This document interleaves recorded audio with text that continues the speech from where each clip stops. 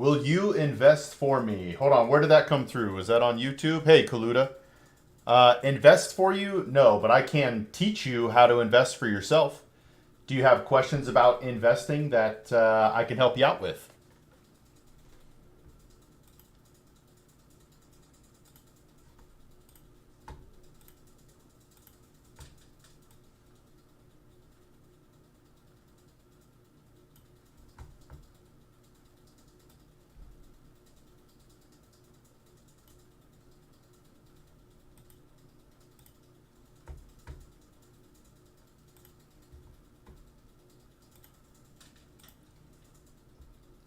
Hit me, Kaluta.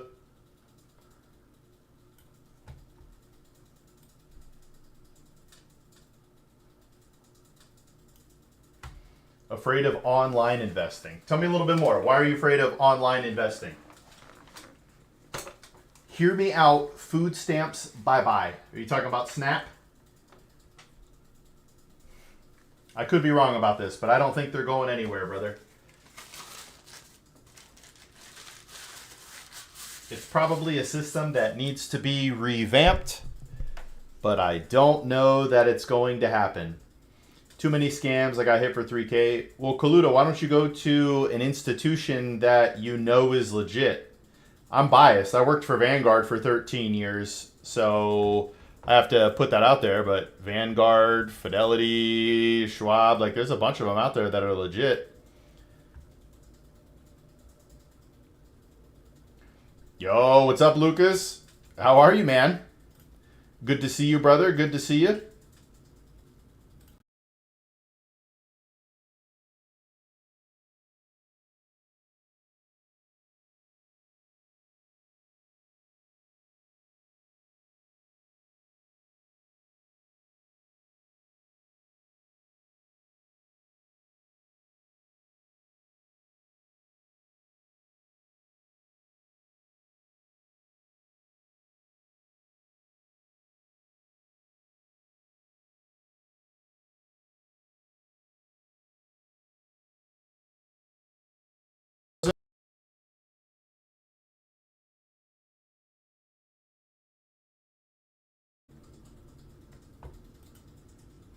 No.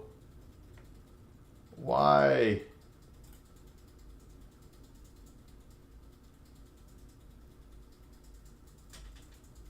Well, I don't know if you guys can hear me. Wait, are we back?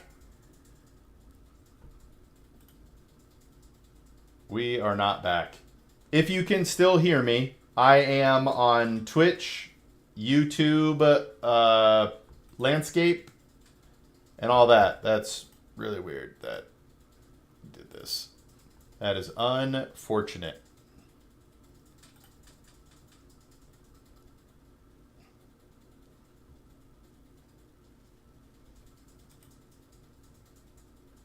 Wait, we might be back. We might be back. I can see and hear you fine. All right. That's it's on YouTube, Lucas.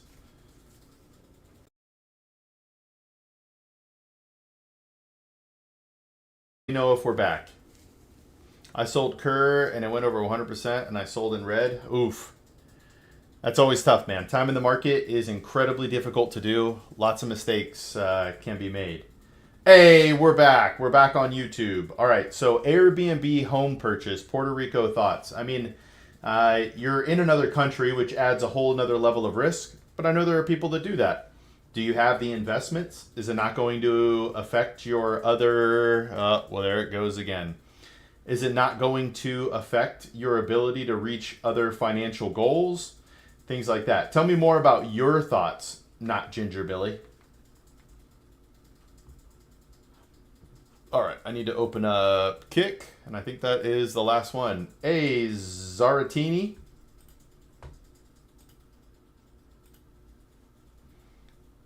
And I said, ooh, show Karambit. Yikes, you just put me in a tough position.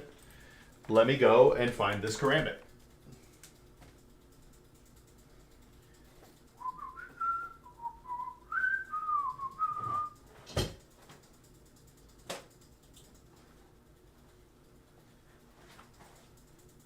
Uh-oh.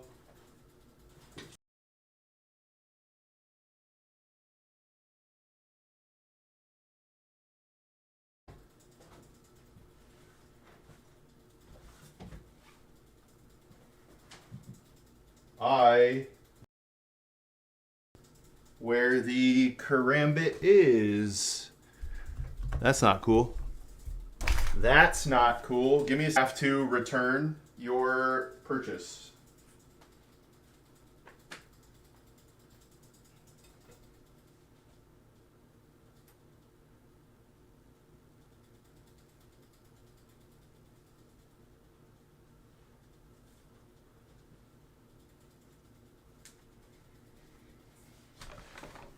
Ooh, what's going on? And I said, hey, yeah, yeah, yeah. Hey, yeah, yeah. I said, hey. What's going on?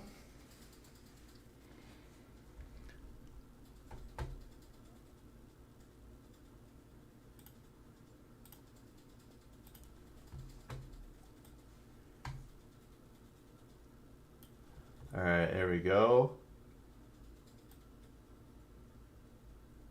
Was that unintentional, Lucas? I don't even know how to...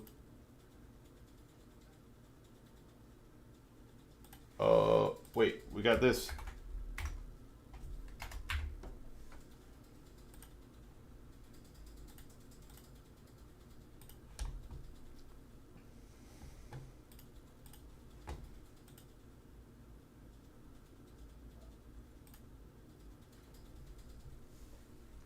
Ooh, we got the premiere coming right now.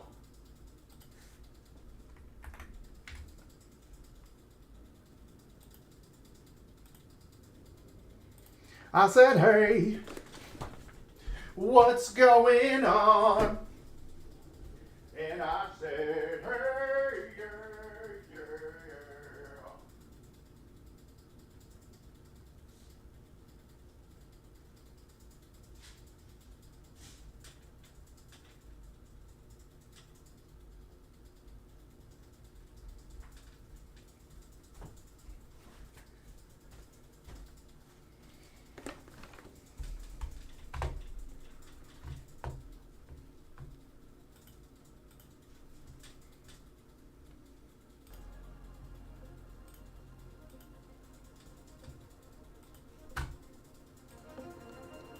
Hey, what's up, Nick's Perspectives? Welcome.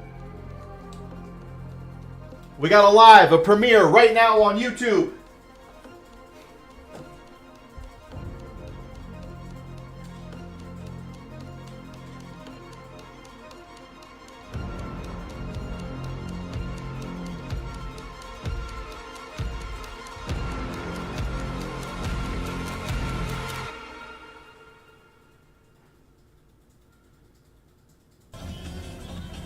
TwitchCon 2025, the Day, third and final day. If you didn't already know, We're having conversations and we're changing people. Let's go. Hey, thanks, Nick. Thanks, Nick. Boom.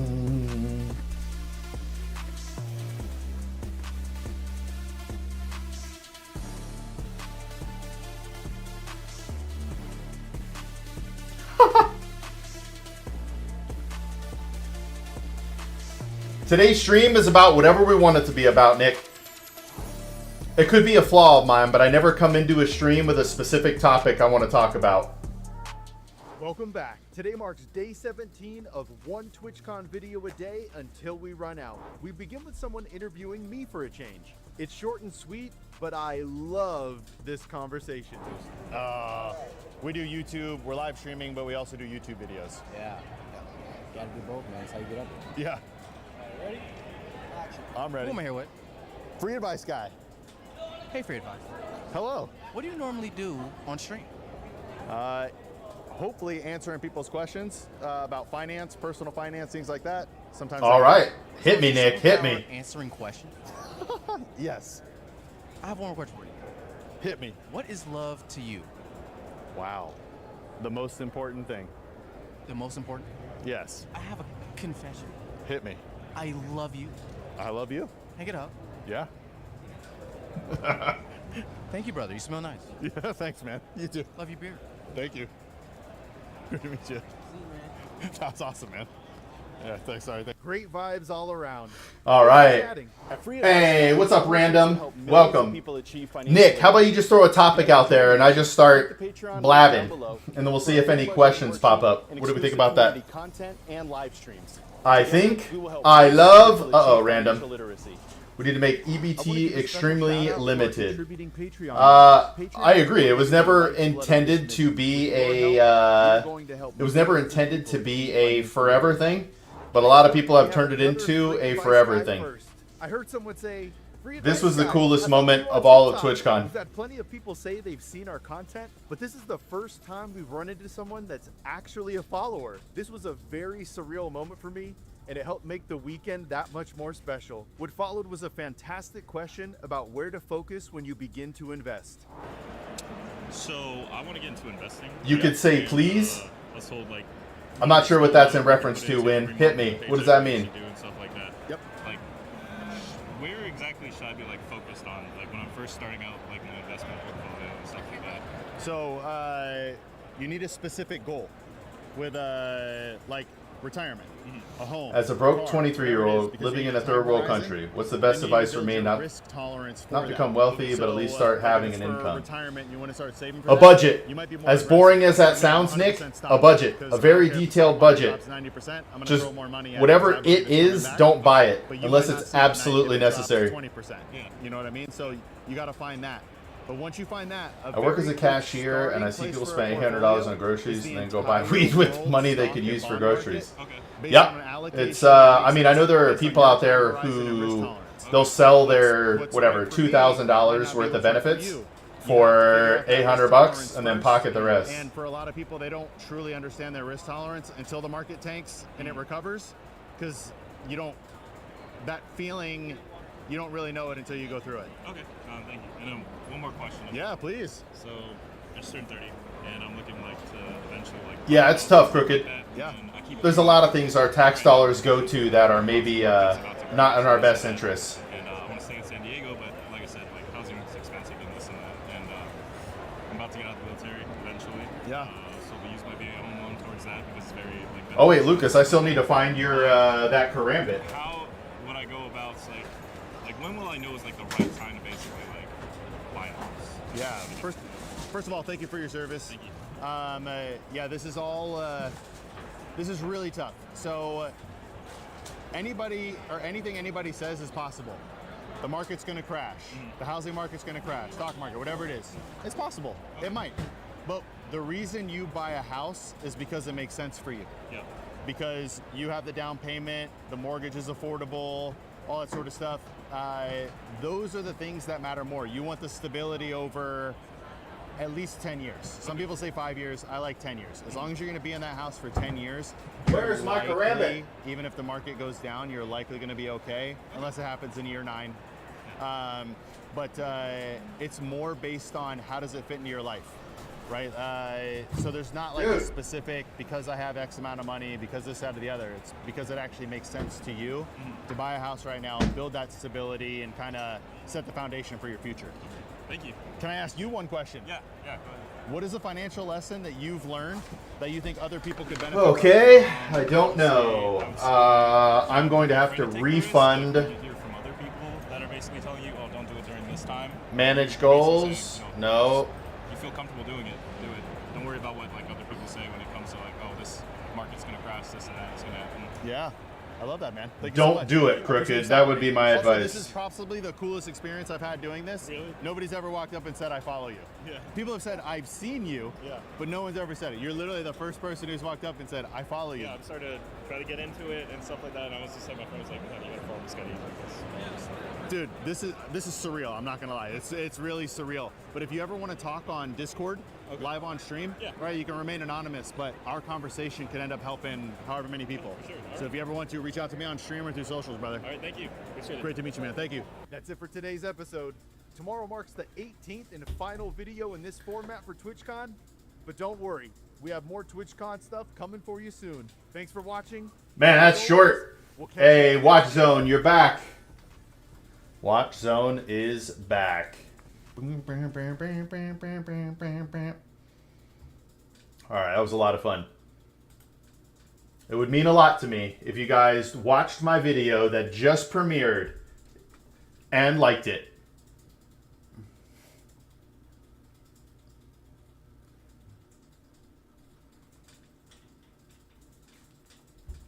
Hey, thank you, sir. We're smiling today. We're smiling today, Watch Zones. You know, Watch Zones, I got to tell you that other day when you were asking me to smile, I was pretty sure you were just like a bot trying to create AI versions of me. And you may still be, but it just felt weird. I've never had somebody ask me to smile like that. Dude, I cannot find my karambit. What is it?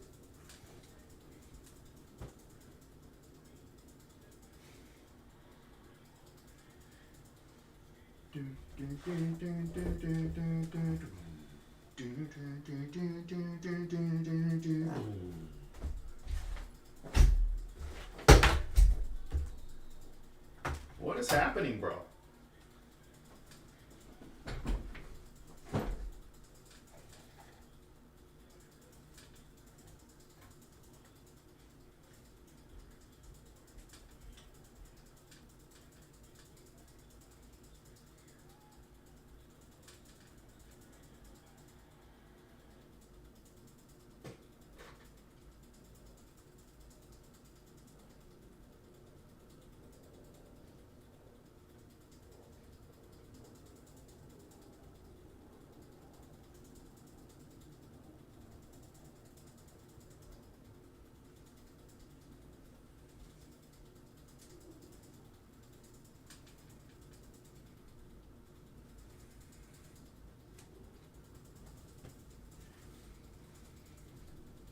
All right, Lucas, I might have to just refund that. Why don't I shave my beard?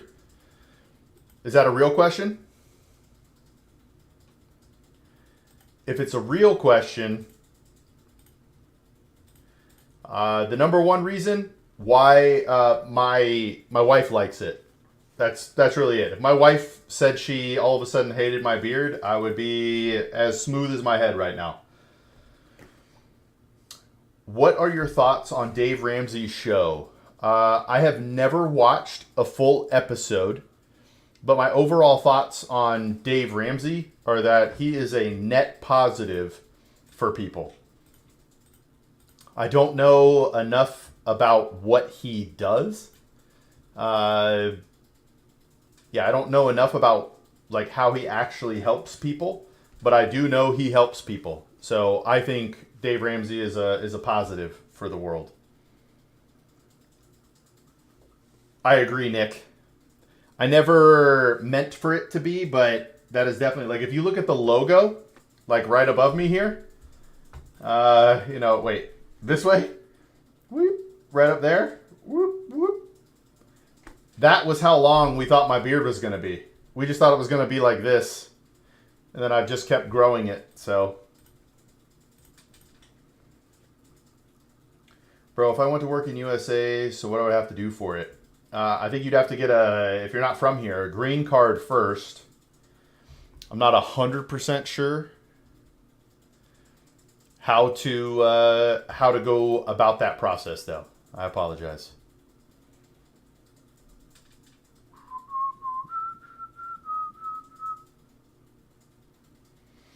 Is silver promising? It is totally undervalued when compared to gold. It should be like 125. Man, Camo, you probably already know this since you're stating it's undervalued, but both the silver and the gold industries are manipulated, right? There's a lot of paper trades. Somebody told me that there are like, for every 1 ounce of gold, silver, there are like 300 something paper ounces, which is not cool.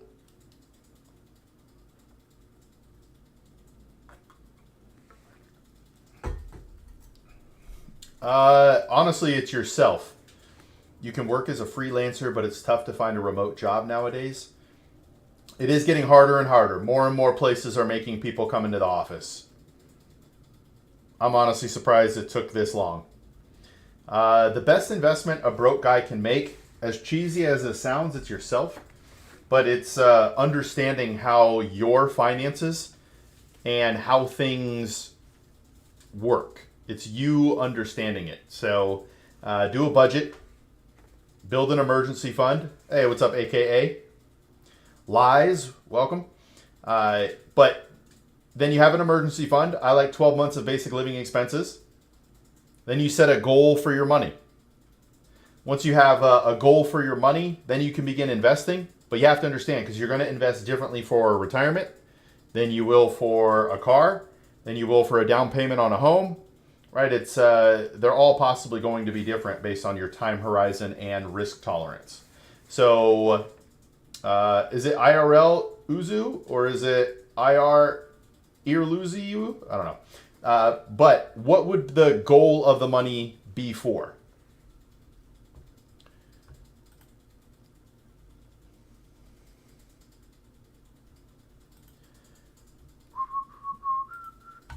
All right, how do I refund Lucas since I can't figure out how to do this?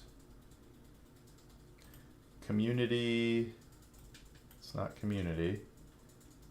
Moderation, no. Settings, no. Viewer rewards, power-ups and channel points, nope. I cannot figure this out. That's how the Federal Reserve ended the gold standard. They lent out 6 greenbacks for every redeemable gold in reserve. The end goal is digital identity and money. Well, that could be true, Camo. The goal of the money is to never run out of money. So, but still there has to be a, man, how do I word this? There still has to be like a specific goal, like it's for retirement. Because if you need that money at any time in the near future, yo, what's up, big homie? Did you see the video?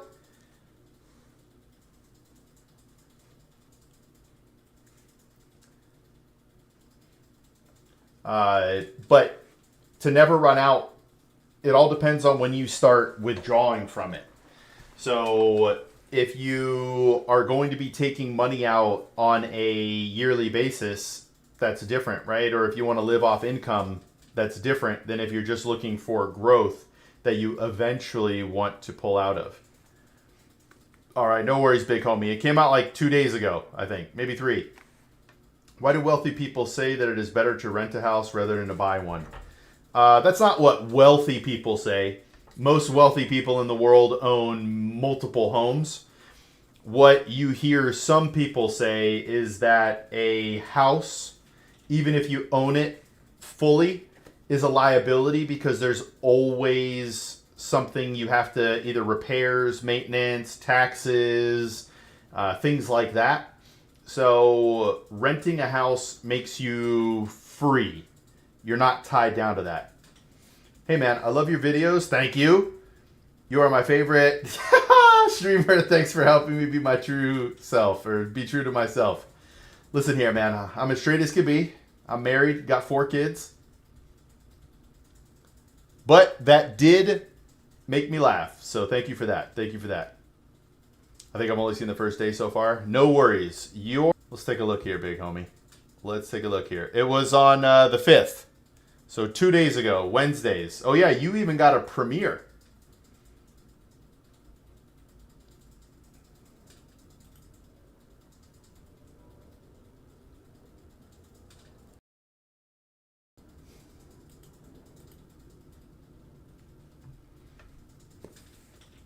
I got you. Is it Earl?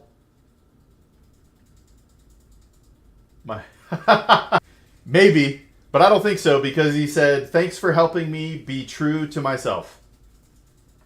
Now, I am true to myself. I am this goofy dude off stream as well.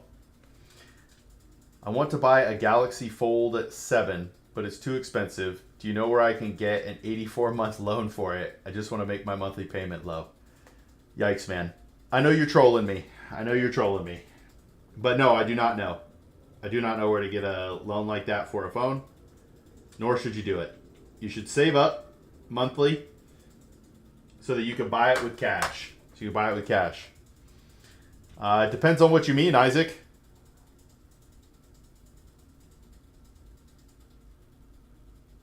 My wife and I have decided for public information not to disclose our stuff. He's definitely rage baiting. He's definitely rage baiting. But I would say I've done things well. How about that? How about that, Isaac? Say no to digital IDs in Australia. They're going to control us like China. They're going to control what we do IRL and online.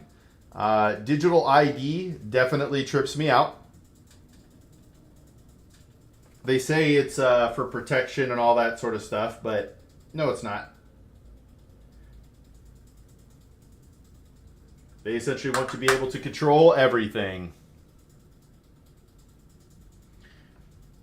But what questions you got, Isaac? I'm assuming you asked that because you wanted to know if you should take my advice.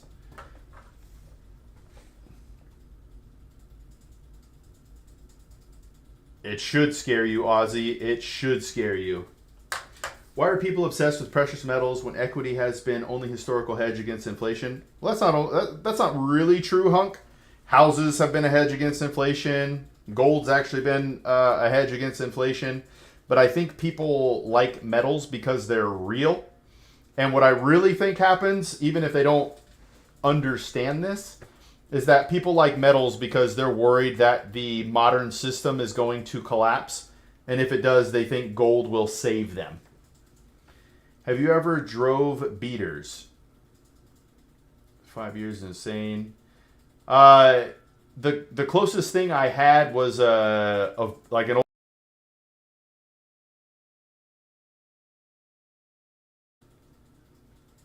But I didn't get my first car until I was close to being an adult, and I only got it because my dad, who I didn't really know, died, and I got his car. Ever since then, I've been working and paying for cars. I've definitely made bad decisions on vehicles before, if we want to talk about those. Gold is a hedge against inflation. Otherwise, it would have gone up in 2022 when inflation was high. I hear what you're saying there, Hunk. We're just going to have to not fully agree. I think we're actually on the same page here, but it's definitely a hedge against inflation. It's just a very manipulated market. That's the main problem with it. My dear beautiful friend. Hey, Juma, I hope you find Jesus, my brother. Jesus is the only way. In Islam, they say Jesus was the truth, and if he's the truth, then Islam cannot be. I think people prefer gold because it doesn't flop due to inflation and always goes up when dollar flops. I think most people don't understand why they like gold. At the end of the day, it's just another investment. So it's not like... Some people think gold is magical or something, and it is not magical. How to become good at resources allocation? Well, what do you mean by resource allocation? Because otherwise it's just trial and error. I mean, you can ask for help with things that you don't know, search the internet for ideas, things like that. But in reality, most of the time, you just get better and better as you live through it. Like, it's really funny looking back at me and my wife when we had our first kid compared to now our fourth and how we do things differently. But it's all been trial and error, essentially.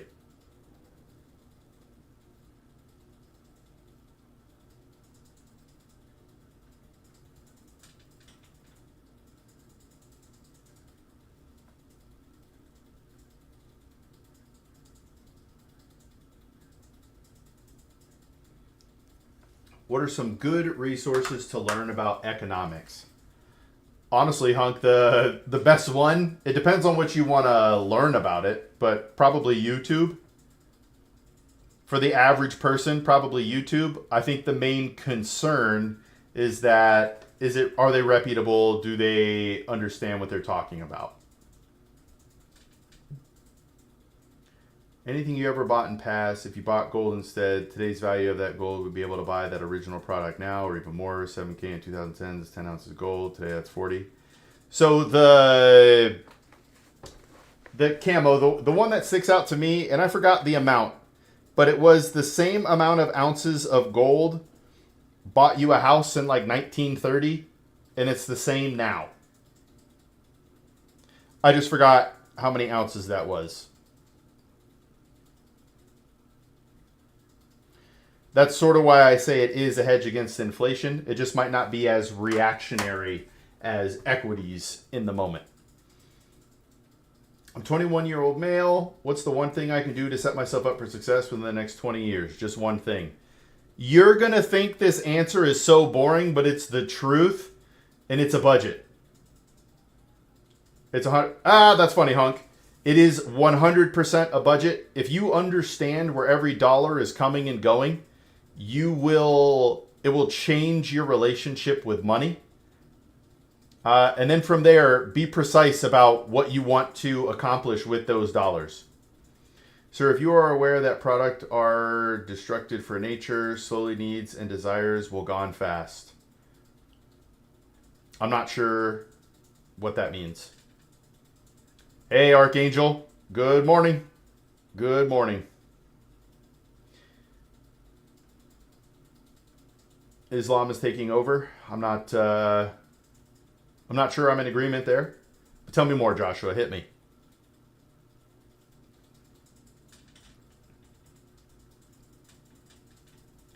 I do find it interesting that Islam does read a lot like a political or a...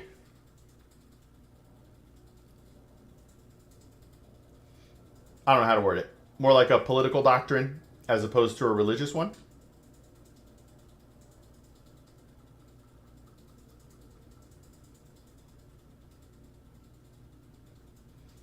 One advice: buy as many things in your life secondhand from a human being and not a cold hard corporation pretending to help humanity. 2 model years back, you'll 2 steps ahead of debt. I do like the idea. 437 to 751 ounces of gold in 1970 to buy a house. All right. Yeah, I do like the idea. You know, small local businesses, things like that. Power needs to be full of reasoning. Man, is that not the truth? But I don't think most of our leaders are. Have you guys ever wondered how it seems that every political leader all over the world seems to be inept? They're not exceptional people.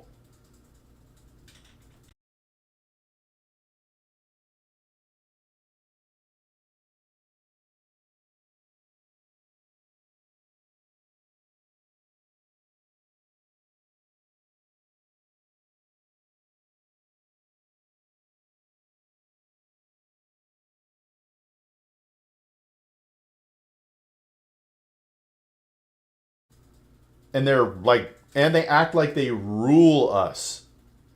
It's really strange, man. It's really strange. Hey, Watch Zone, I don't even know that I could name one cricketer.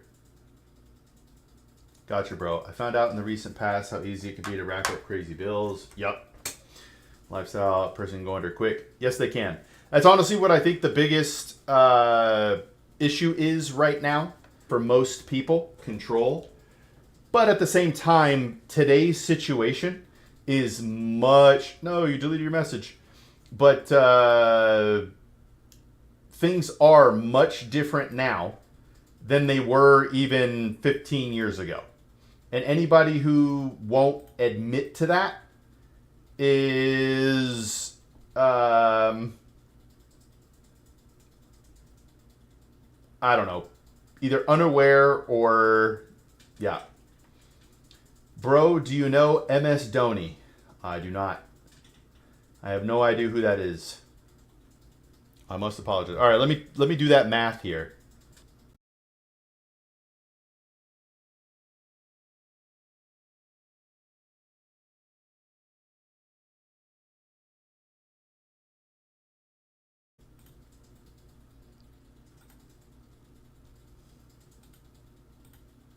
What's gold trading at right now? Hold on a second. You know, it's funny. I like tripping people out because I'll let you guys in as well. Gold is at 4,000. Okay. Let's do the math. Wait. Hold on. Archangel. Are you serious? It was 437 to 751 ounces of gold in 1970 to buy a house. Yo, big homie, you're in Phoenix? You should have told me, bro. Hey, what's going on? I don't know what your name is to say hi, but hi. I think I know what you're talking about, Joshua, but I think it's being overblown. Maybe I'm wrong.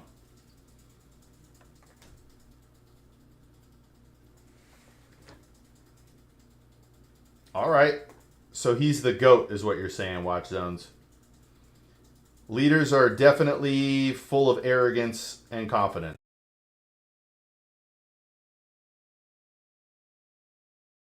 There's no doubt about it. No doubt about it.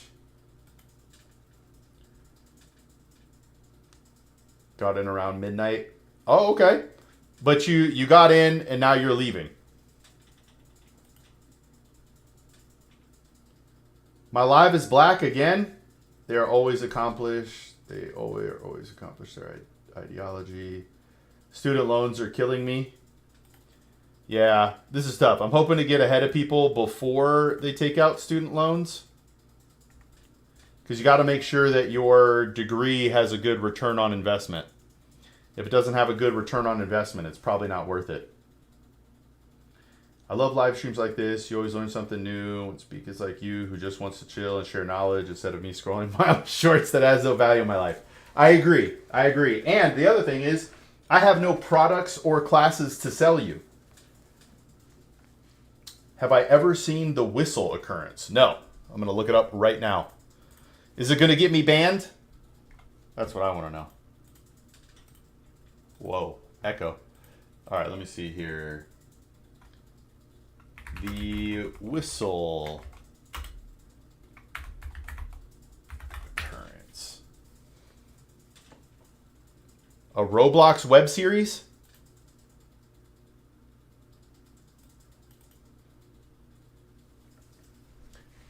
Is that true that you can get rid of student loans if you go bankrupt? I have not seen that. I have not seen the whistle occurrence. So student loans, I don't think get discharged. Let's take a look. Student loan discharge bankruptcy. Okay. Student loan. This is according to the AI answer in my web browser here. Student loans can be discharged in bankruptcy, but the process is complex and depends on the type of loan and the borrower's circumstances. Maybe discharge a borrower can prove undue hardship through a separate legal action called adversary proceeding. The standard requires demonstrating that repaying the loans would prevent maintaining a minimal standard of living, that the financial hardship is likely to persist for a significant portion of the repayment period, and that the borrower has made good faith efforts to repay the debt. As of mid-2024, the Department of Justice and Department of Education have updated their guidance, leading to a high success rate. 98% of court decisions under the new process have granted full or partial discharges for eligible borrowers. Hey, that's good to know. Let's see here. Love is true success. It's the escape from the Hunger Games hamster wheel. It's something worth suffering for and bragging about. Power without love is empty. Hey, Campbell, I completely agree with you, man. My life is so much better now because I get to spend all this time with my family. There may be a point in time that I have to give up free advice guy and go back to the corporate world. I hope it never happens. But, it's possible. But I'll always be happy about this. Hey, so why were you asking about whistle occurrence? Oh, here we go. AKA is actually a killer. It's a killer. All right. America is the only country in the world that have expensive on education. By the way, education learning is fundamental core of human purpose. So I'm gonna push back a little bit, Yogs. Most college is a waste of time and worthless. Most.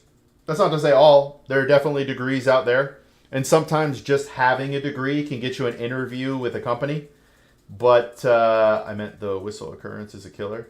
All right. So it definitely, if it's free. Even if it's free, it's a waste of time.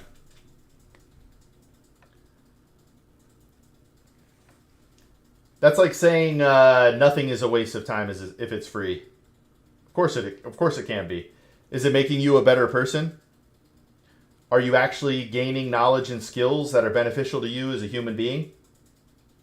There are still 90+% of degrees are a waste. Now, if you just want to say from a learning perspective, hey, it'd be cool if I just learned about 1600 or 1600 Spain.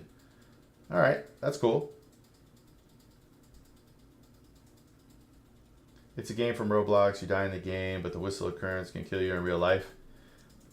Man, today's YouTube chat is cooked, bro.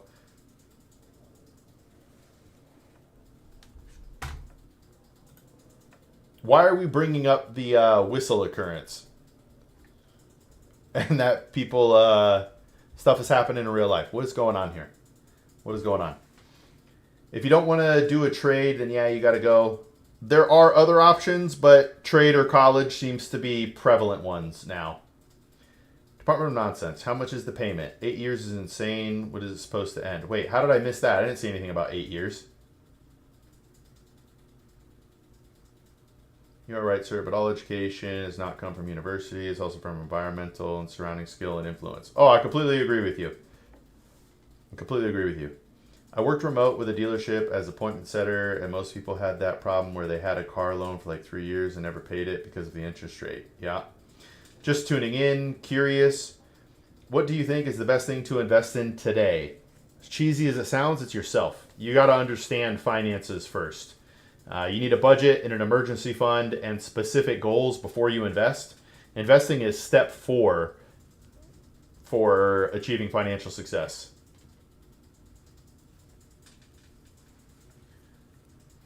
What is this? Are you a bot talking about this game? 18 billion have been reported. It's not even 18 billion people alive, bro. No, Silencer.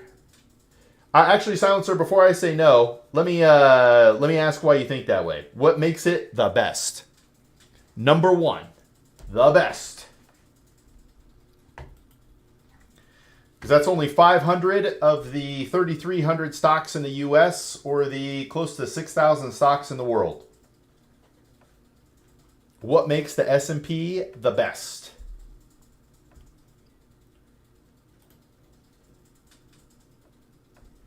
Okay, well, S&P 500 is different than VTI. VTI is the 500 index fund and the extended market index.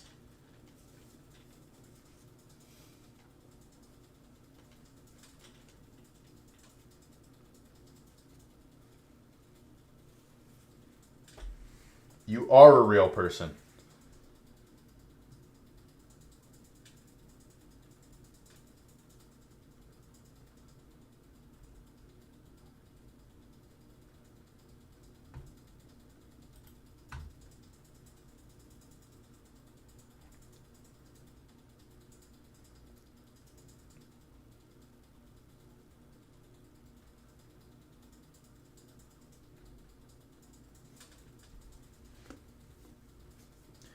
I would say NASDAQ is better, but a well-distributed portfolio would work just fine. Because stats show that over long term, if you just buy VTI, you will outperform someone that picks stocks themselves. The research does state that. If you want to understand investing, you should read The Little Book of Common Sense Investing by John Bogle. If you read The Little Book of Common Sense Investing by John Bogle, it will probably change how you think about investing. What do you think about crypto? Is it end of the bull cycle?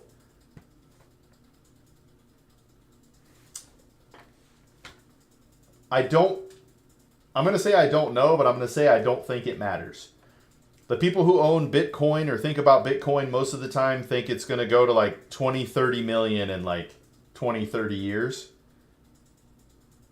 So, I mean, it could be the end of this bull cycle, but to them, if it crashes, they're just going to buy more. You know what I mean? Yo, thank you for the subscription, Funko Pop. Subscribe and like, y'all. He is truthful, educated. Hey, thanks, Camo. I appreciate it. The only thing I don't do as a boglehead is buy international because I have bias towards USA. Silencer, why didn't you tell me, bro? I spent 13 years at Vanguard. Or maybe you might know me in real life. Maybe you already know this about me. But I worked at Vanguard for 13 years. So I am there. I do have international, but I understand your bias towards USA. Hello, I was laid off from my 6-figure job in government contracting due to the government shutdown. I was given a large severance that I could use to pay off most of my debts. Should I take a part-time job? Hey, Keon, I think it's always good to have an income, but you have to assess your whole financial picture. Because if you think about this, you only have so many times in your life to take breaks from work. I have taken one extended break from working, and it was glorious. It was glorious. So anyway, think about that a little bit, but if you need money, you should.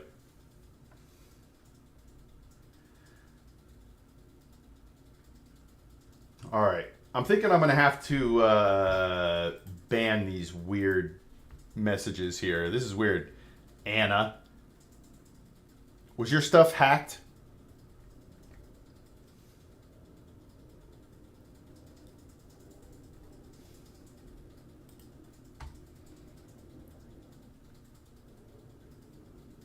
Let's see here. Should I spend to upgrade the buildings or walls in Hammer Jam? I don't even know what Hammer Jam is, bro. Sir, AI digital world soon will displace service sector. I think material industry and physical job will increase where human movement require. It's definitely possible, Yogs. It's definitely possible. What was your life like before being the free advice guy? I worked at Vanguard for 13 years, so I did my 40 hours a week there, and I spent my nights and weekends with my family. We lived in Texas for a couple of years. We lived in Arizona for the rest. But I would just say like my working hours are much different than and what I do for work. Please help. It was hacked. It was hacked. Service sector employment will be gone. Will gone by 50%. I mean, it's possible. Man, there's a lot of things out there in the economy, like the debt to GDP ratio. We're getting closer to 1.3, and that is generally not a good sign. Stuff happens at that point in time, but they literally say AI and robots might be the only thing to break us out of that. While you were at Vanguard, holy snap, does State Street and BlackRock fund both sides of politics, and the three basically own each other, Vanguard, State Street, BlackRock? So Vanguard is different. Vanguard takes stakes in public companies because that's what they do. But the thing that makes Vanguard different, and one of the reasons I enjoyed working for them, is they're client-owned. That was probably the best thing about working for Vanguard. I never was worried about outside shareholders. I was only... I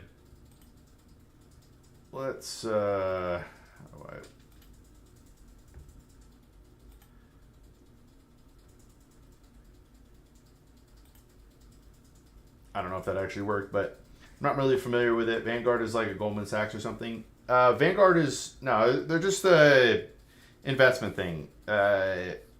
Like mutual funds, ETFs. You can buy stocks and stuff there, but Vanguard itself is ETFs and mutual funds.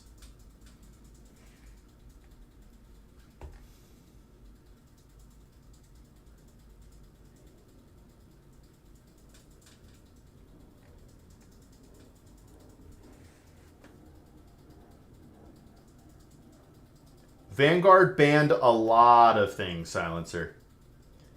You can't do leveraged ETFs there either.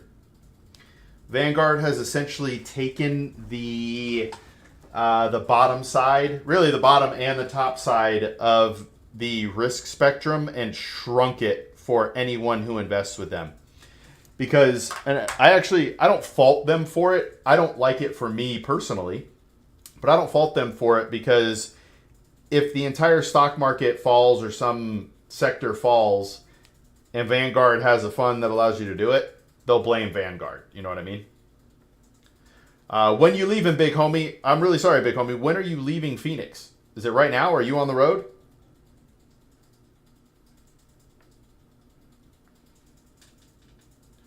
I feel like I started... Wait, that's good advice, although I'm the type of person that feels very lazy when I'm not working. I totally feel that, Keon.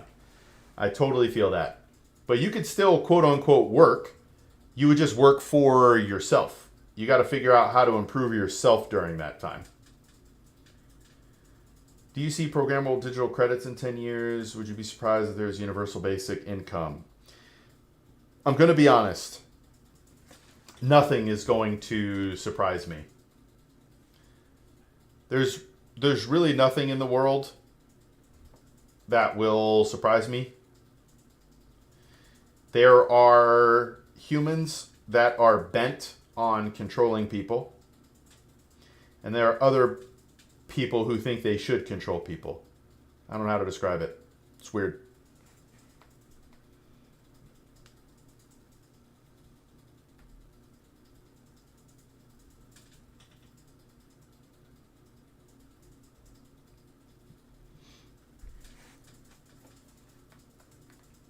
Give me some advice. I'm 28. I have a house, a wife, 2 kids, and I make good money, but don't know where to invest my money. La Familia. I like it.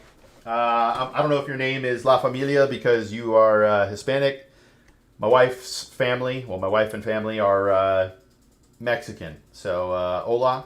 But, okay, if you're 28, a wife and 2 kids, I have 4 kids. I'm going to assume your budget is down to the penny. You have an emergency fund. I like 12 months of basic living expenses. Some people think that's crazy, but I can go over why I like 12 months of basic living expenses if anybody wants to hear it. But then from there, before you invest, which is step number 4, you need a goal with a time horizon and a risk tolerance. So is this money that you're talking about investing for retirement? Is it for your children? Is it for a home? Is it for a car? Right, we got to know things. We got to know things, more details before we can get into the specifics of what an investment could be.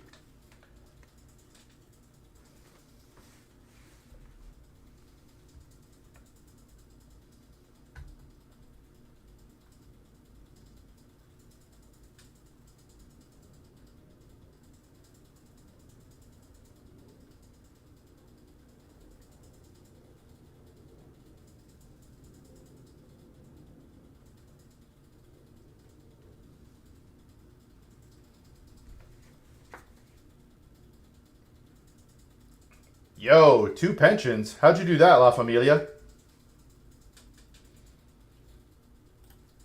Hey, if you guys don't have a budget spreadsheet or some way to track your budget, my Patreon is free and it includes a budget spreadsheet. Go sign up for Patreon, get the budget spreadsheet. What are the 12 months basic budget? So it's essentially you have to figure out which your basic living expenses are every month. That's what the budget spreadsheet is for, or just, tracking your budget. You got to figure out what your basic living expenses are, and then you save that amount up. Okay, so La Familia, if we want to talk about your kids, there are multiple ways to save for your kids. So now let's talk about this. You could save directly for education with something called a 529 plan. And the cool thing about 529 plans, most institutions, if you invest like that, they'll give you things like target date funds. So if you say my kids are going to go to school in 2040, then you can make that the investment and it'll start more aggressive now and get more conservative as you get closer to them going to school. When I was in the military, my leadership wanted me to try and get into leadership role, and I didn't want to. My brother later told me that those with no interest in leading men make the best leaders. As weird as it is, that's true. Do you guys want to hear the story about how and why I became a leader? My last 9 years at Vanguard were spent as a leader.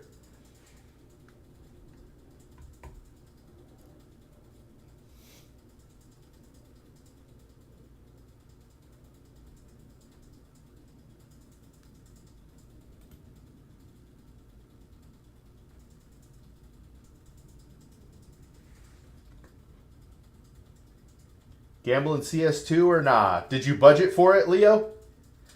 It's funny is the answer to any question on whether or not you should buy it or anything like that really comes down to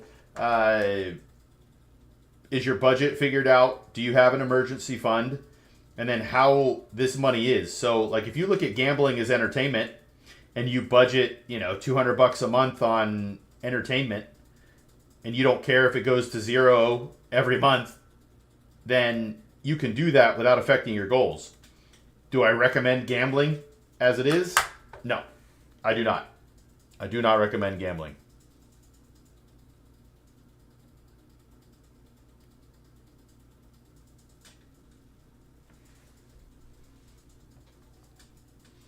Hey, Tahoe G, thank you for the sub on YouTube.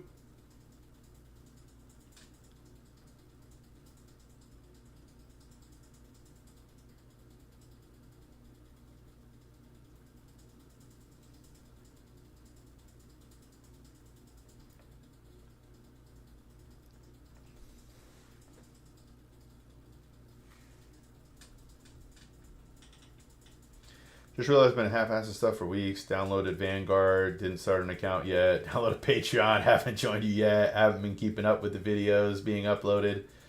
Big homie, there's a lot to do in life, my friend.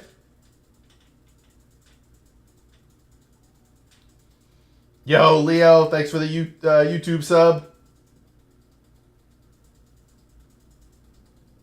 But there's a lot going on, big homie. Just prioritize the stuff. Stuff that needs to be done sooner. Do it. Oh, man, I didn't tell the story, big homie. Nobody said they wanted to hear it. Inheriting $1.6 million because my father passed. Ah, man, nasty. I'm sorry, man. I'm sorry to hear that. Well, I'm assuming if you inherited it, man, there's a lot of things to unpack here, Nashty. Is it currently invested or is it in cash?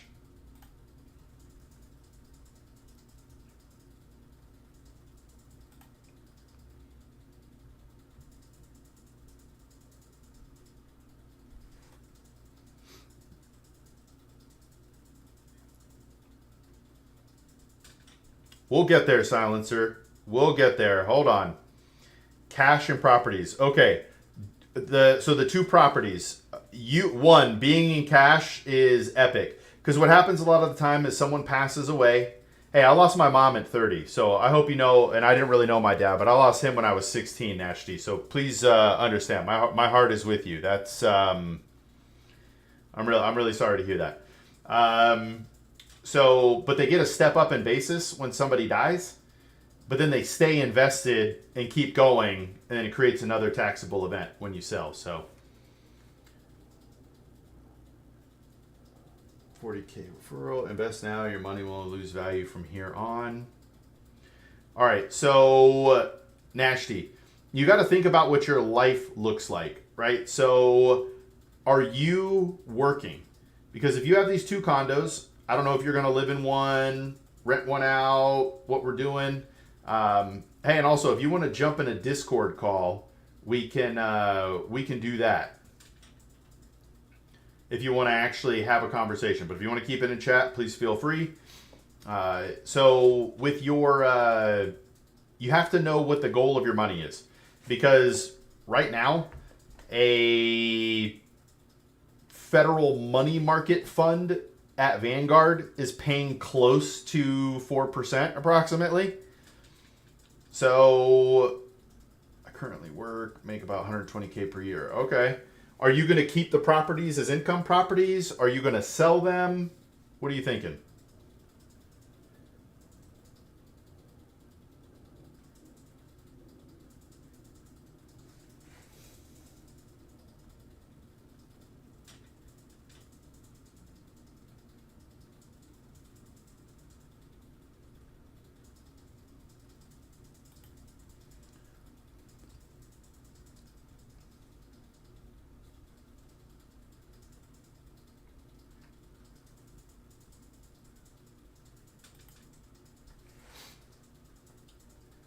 Keep the properties. He had about 700K in cash. Man, that's a lot of cash.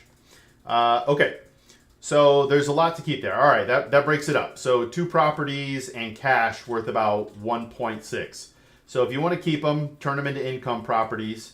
That's one thing. You know, that's going to affect your taxes. So right, you're creeping up. Are you married, Nashty? Because if you're not married, you're creeping up to some barriers or some tax bracket stuff. You're getting close. So then you can decide if you want to turn those into income properties. And then with the 700,000, would it be for retirement? Would it be for children? Would it be for something else? Our new bid for the 2026 year started today because we're opening a new police precinct and downtown is already having a wonderful start. Man, what does that mean? What do you do for the bid, Archangel? Yeah, see, it feels weird now. I know it's Dan. What is a bid? All right, use that power for love. It will go farther than any more power and money you get. It's pointless. You are a millionaire. You won the battle. To win the war game, give the power to those you love. Invested last week, 50K in Meta. Do you think I will surpass the current falls on this stock? Well, let's take a look. Wait, so you did it last week? Let's look at Yahoo Finance. Other than budgeting, I don't know if I'd call it a skill. No, you know what? I'll do this skill. Not paying attention to the market. So many people look at the market on a day-to-day basis, and it adds this huge level of stress in their life that is completely unnecessary. It is completely unnecessary to have that kind of stress in your life, because what happens on a day-to-day basis in the stock market doesn't necessarily affect you. So if I were to say, it would be the discipline to not look at the markets and react to them emotionally. What's your opinion on people who invest all? Is QQQ the growth one? Invesco Trust, or is this the income one? Large growth. I don't have an opinion on those people. Everybody needs to understand why they invest in what. So what they are thinking is that this fund will outperform everything else, the entire U.S. stock market, other large cap funds. So if they're comfortable with it, that's one thing. But they also need to understand that it's not a very diversified portfolio. All right, Nashty, do we answer everything that you wanted there? And also, guys, if you didn't already know, I have a free Patreon. Join that bad boy. You get a free budgeting spreadsheet, weekly community Q&A sessions with market recaps. It's free, baby. It's in my bio. It's free.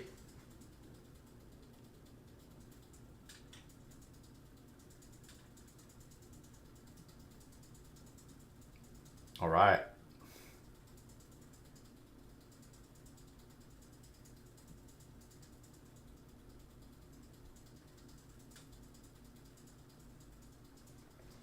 Two things. Just search Nashville Police and you'll see my sarcasm. The patrol officers and supervisors bid amongst themselves for the 9 precincts and 3 shifts with 2 extra units.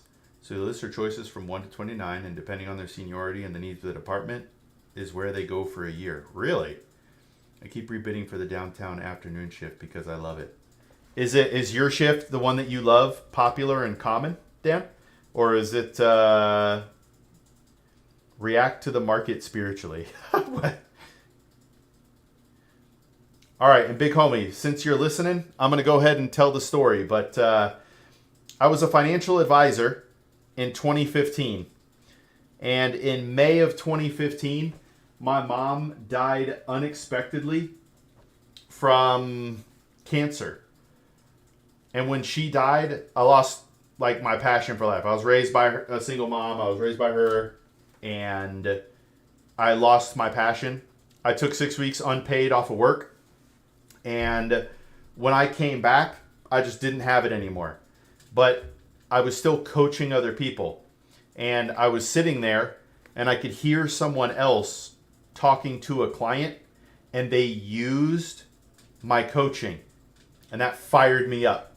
So it made me want to get into leadership. Now, leadership is unfortunately not just coaching, but yeah, it was still awesome. It was still awesome.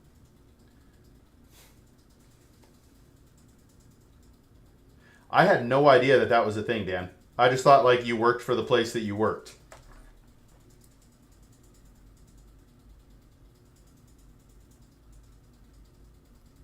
What's your opinion on the gold standard?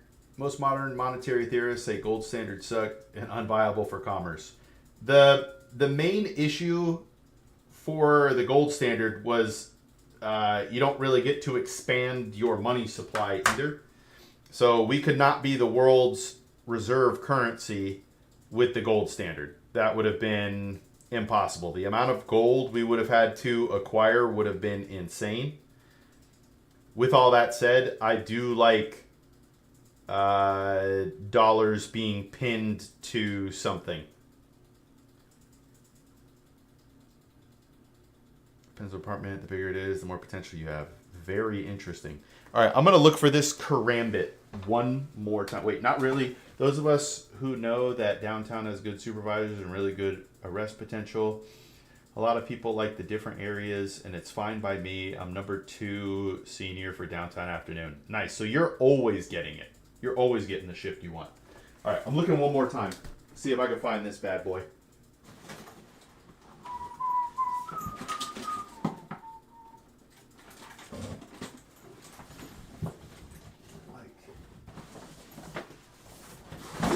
I truly do not understand where it could be.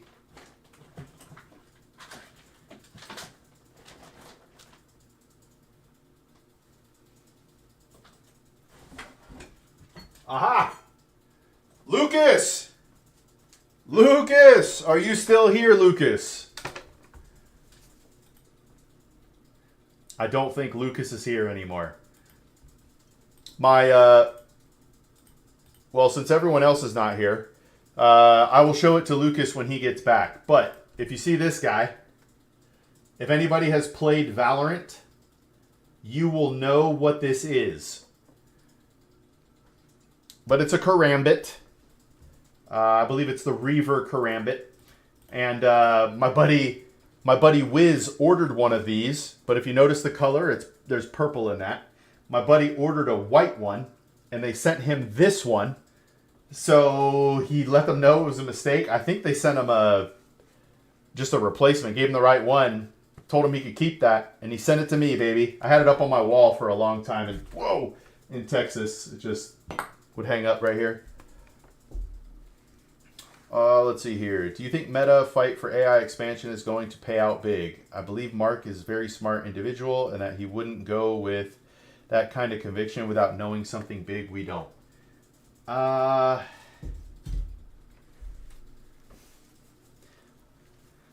So I don't have a strong opinion either way, Rui. It's just a maybe, man. And I hate saying maybe to you, but it could go gangbusters, man. But do you think Meta will outperform everything else, or most of the stock market, the whole stock market? Right? That's what you're doing if you make that buy. And then let's just say it happens. what is your exit strategy on an individual holding? When will you sell it and realize the gains and pay the taxes? So you realize the best person that you could be and that you wanted around you and chose to be that person for others. Brilliant. Great leader. Thanks, Campbell. I appreciate it. Losing your mom suddenly must have been devastating. Dude, I felt the same way when I lost my grandma. I'm glad you did what you did.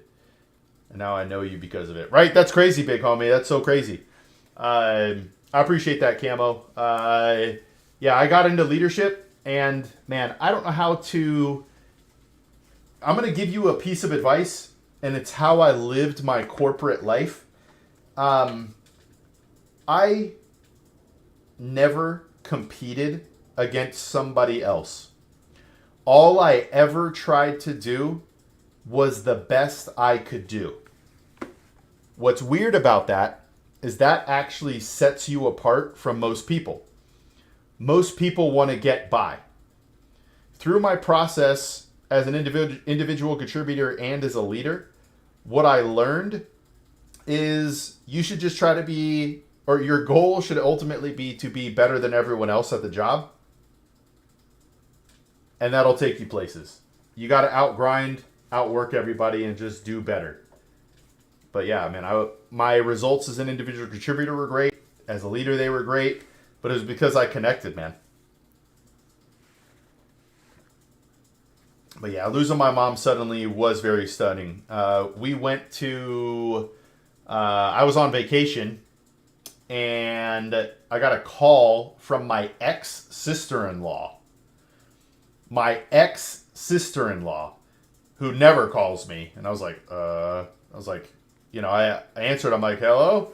And they told me I should probably come home. Your mom's in the hospital. So, for cancer. So I called my mom. For some reason, she didn't want to tell me. And she didn't let anybody in the family know and told the doctors not to let us know just how bad it was. So that was tough. Anyone else thinking of trimming some positions with a potential correction on the horizon? Well, we had a correction in April. So are you thinking it's going to happen again, Carlos?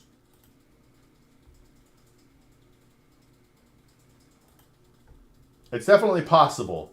But so generally, if you become a part of my community, you join the Patreon and all that, buying and holding is generally a winning formula. If you're trying to jump in and out of the market, time it, and all that sort of stuff, you could end up making some pretty big mistakes with your portfolio. So just be careful. Wait, Ash, which one? Which part was BS advice? Doing better than everyone else? Have you looked into the weird NVIDIA OpenAI data center OpenAI contract? It's very large and a weird feedback loop. I'm bad at explaining it, but it's top companies in stock market, I heard. Interesting. I have not heard that, Camo. I believe it's starting, don't you think?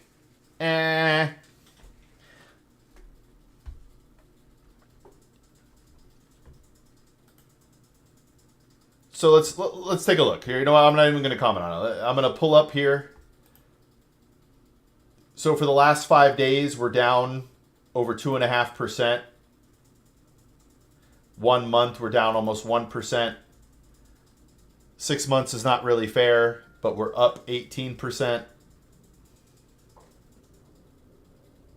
So maybe, that's what I'll say, Carlos. Anything you're worried about happening can happen. Anything somebody says might happen, could happen. You can't tell them they're wrong. But how do you plan for that? How do you adjust for that? How do you build your portfolio and your strategy to not worry about that? So what you should do is set a target allocation based on your time horizon and risk tolerance. So to give you an example of this, Carlos, let's just say you locked into your risk tolerance and you decided that 70% stocks, 30% bonds was where you are comfortable. Yeah, big homie, it's still shut down unless there was news recently today. But yeah, government's still shut down. So if you're 70-30, 70% stock, 30% bonds, And then the stock market has an '08 level Armageddon. Stocks lose 50%. So your 70% stock loses value, half of it. And now it becomes worth 35% of your overall portfolio, and bonds are the other 65. Well, this is a good opportunity to rebalance. I have a longer explanation to this, but in short, you would sell out of some of those bonds and buy stocks while they were low. So if and when the market recovers, you not only recoup everything you lost, you're actually ahead because you bought shares of stock while they were lower. You know what's really funny, big homie, about politics? The market historically likes it when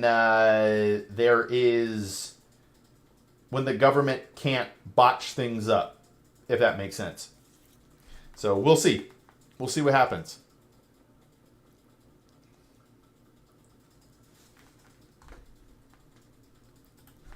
I'm going to look at the entire stock market instead of...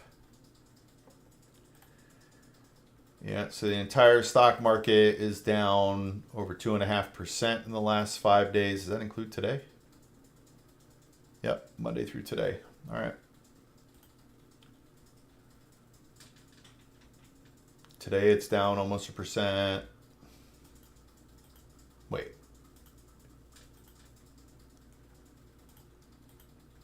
Yep.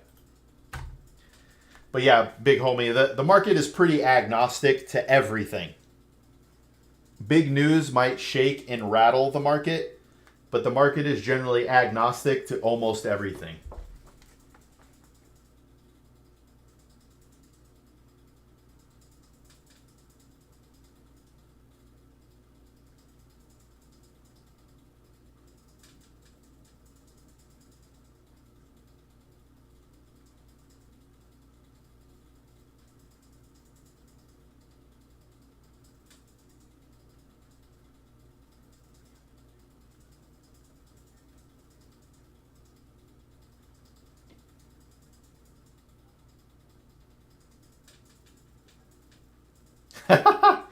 I'm from the government and I'm here to help.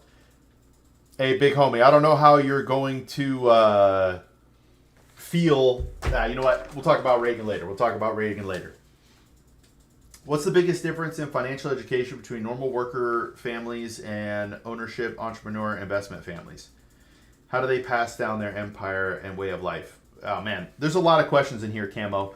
And so, hold on. We have to take out investment families, entrepreneur families, normal workers, because entrepreneurs, normal workers, and all them, it's all based on what they went and sought after.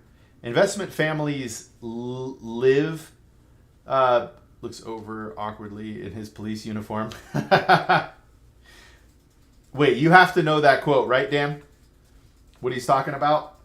Reagan is definitely not talking about the police when he says that. So, and ownership. So, when they're in the investment world, that's just the world they know. So, that's how they learn. The rest of them, it's by seeking education. But your last question here, how do they pass down their empire and way of life? Most family wealth is gone. Completely gone within 2 generations. It is a great joke, Dan. I've never heard it before, and it tickled my ribs.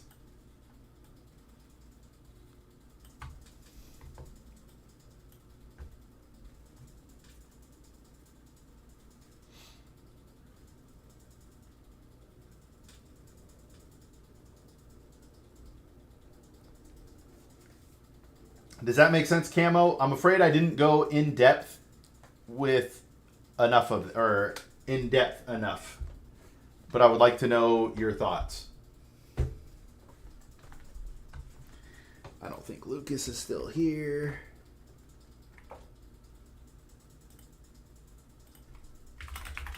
We'll see if it tags him or not.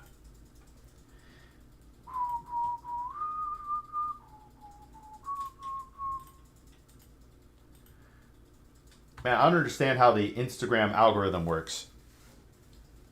I'll get a bunch of views on Instagram, but nobody comes into the live.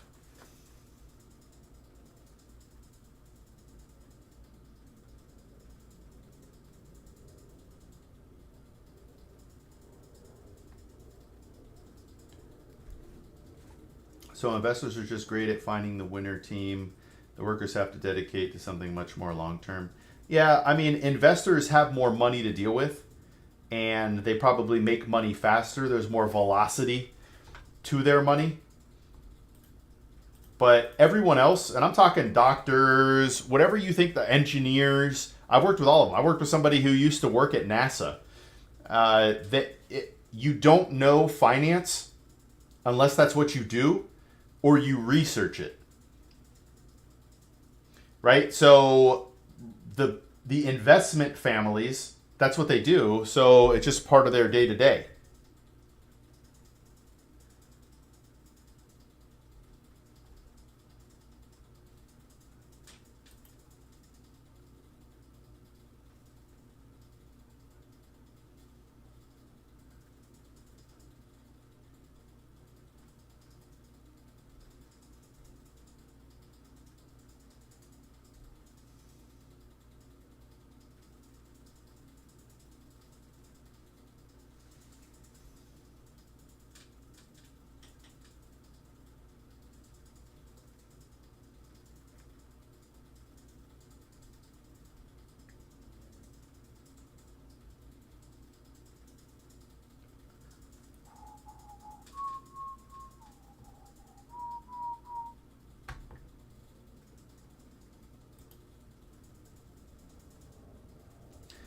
Do you believe money back in the day, 1980 and before, yielded less of a return than money does now at creating money, using money?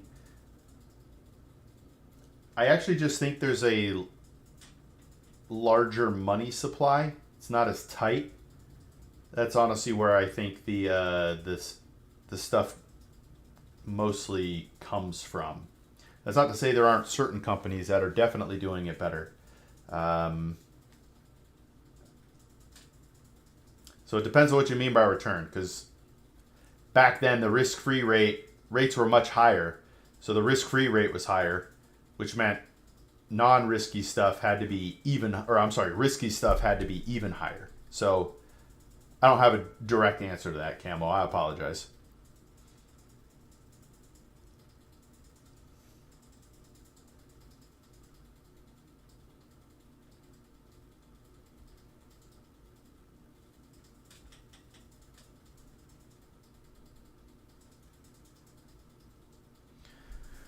What changes did the One Big Beautiful Bill Act make to the tax code that we peasants could take advantage of?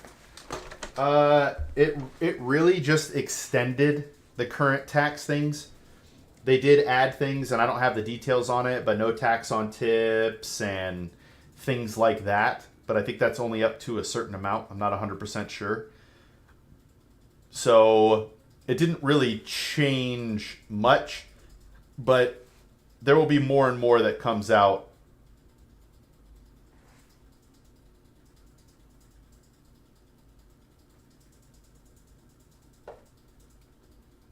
There will be more and more information about it as we learn more and more about it, but it really wasn't a huge sweeping tax code change. It was more about extending the 2016, 2017 tax cuts that were already there.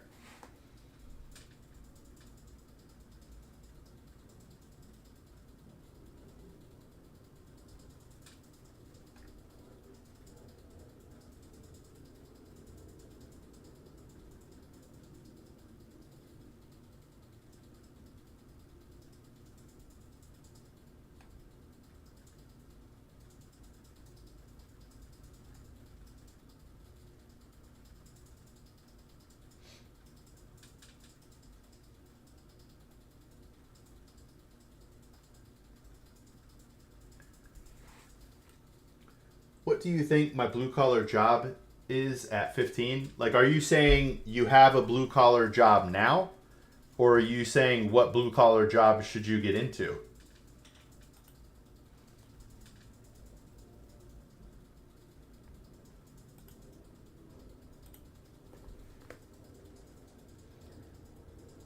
You have one. It's blue collar. You're 15. Mowing lawns?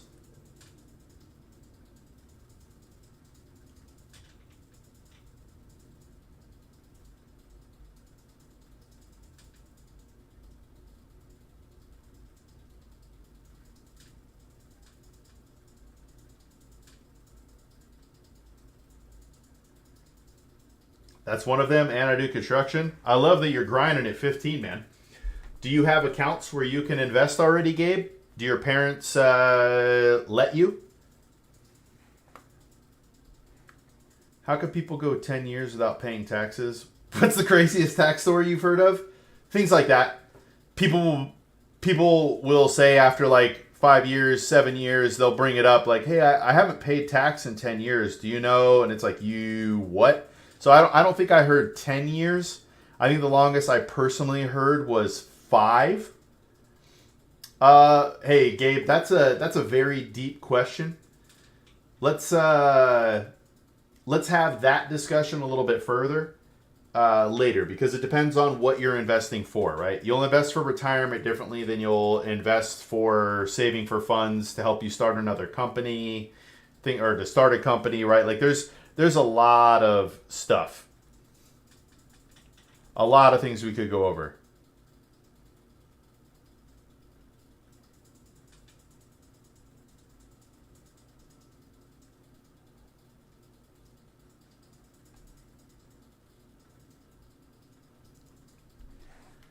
What should I do with $2,000? Tell me what the money is for, Cobwebs. Is it for retirement? Is it for a car? Is it for a house? Tell me what it's for. Because what a lot of people come in looking for is like, essentially they're asking what stock or ETF should I invest in or things like that. But we have to understand, hey Rodrigo, we have to understand what your risk tolerance is before we can make an investment decision and what it's for. Okay, so right, like, so if we just, like, Cobbs, let's just say I threw out an investment for you right now. I just said, like, hey, invest in XYZ fund. If that's a real fund, I'm not telling you to do that. But let's just say I said that. So if I tell you something like that, but I don't know enough of your details, right? And the stock market goes down, but you needed the money in 2 years, that puts you in a bad spot. So we need to know a little bit more details first. Gabe, the guitarist, I would rather save to have good financial health when I move out. Well, saving and investing are part of the step 4 when it comes to financial success. But step number 2 is first. And this is tough because you're a kid, Gabe. But for me, I think people should have 12 months of basic living expenses set to the side. Some people think that's too much and a crazy amount of cash, and I have reason for it. But I think that should be in a high-yield savings account or a money market fund for your emergency fund. I've heard 7, and they want money for preparing your taxes, but it's a setup. When you do it yourself, then they owe you. Interesting. We are liable for taxes up to 10 years, but government is only liable to pay within 3. Yeah. I'm probably going to get in trouble for this, but taxation is theft. All right. Sorry, guys. Had to get that off my chest. Viper, the average geek, or the AV geek. Thank you so much. I appreciate that. Look, I don't even know. It's not even doing it. Look at it. It might not look like it in here, but this is like 14 inches of beard. And I've shaved off probably 4 or 5 inches in the last 3 months.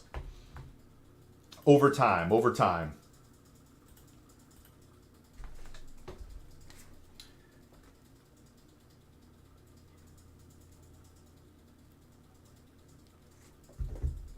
Slow boy. How much of my paycheck should I spend on 0 DTE spy calls? I don't know how to answer this question. I'm not into calls, slow boy. I'm not into options or anything like that. I'm a buy and hold investor for the long term. So if you're looking to make money off of options, I'm probably not your guy. I apologize. I could potentially talk you out of options and tell you how they're unpredictable.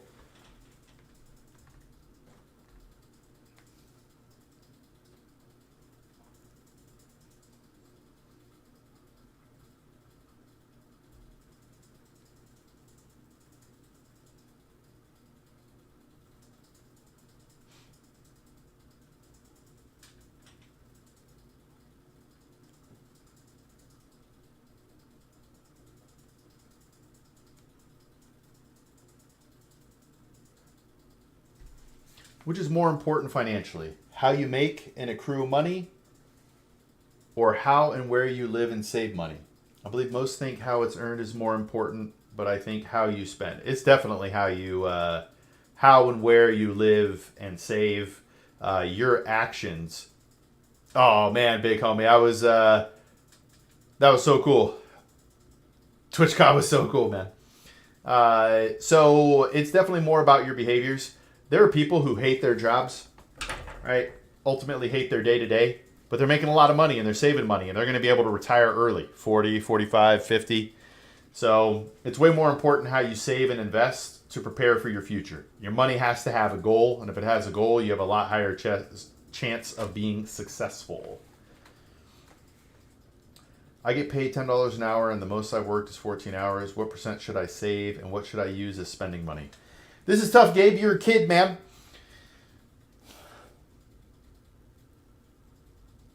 Honestly, if I were you, man, it's tough. Talk with your parents about getting a high yield savings account and literally put every dollar in, but you need to budget for your life. You have to figure out what's important to you and how do I word this? What's important to you? What is something you're going to buy in the near future so you can save it for cash? Like, let's just say you want a new computer. A new computer is going to cost you a decent computer, I don't know, $1,800. So, right, if you're making 140 hour or $140 per week, right, that's going to take you, 14 weeks or so to get the money to 13, 14 weeks to be able to buy a computer. So that's how I would start thinking about it, Gabe. What's the goal of the money? Because I'll actually start off and say you should save 100% and spend as little as possible. As little as possible. And hey guys, if you see the pinned message, we have a new video that released today from TwitchCon. Watch it. Beginning to end. It's short. Like it. And then get on the train, baby. We're changing the world together.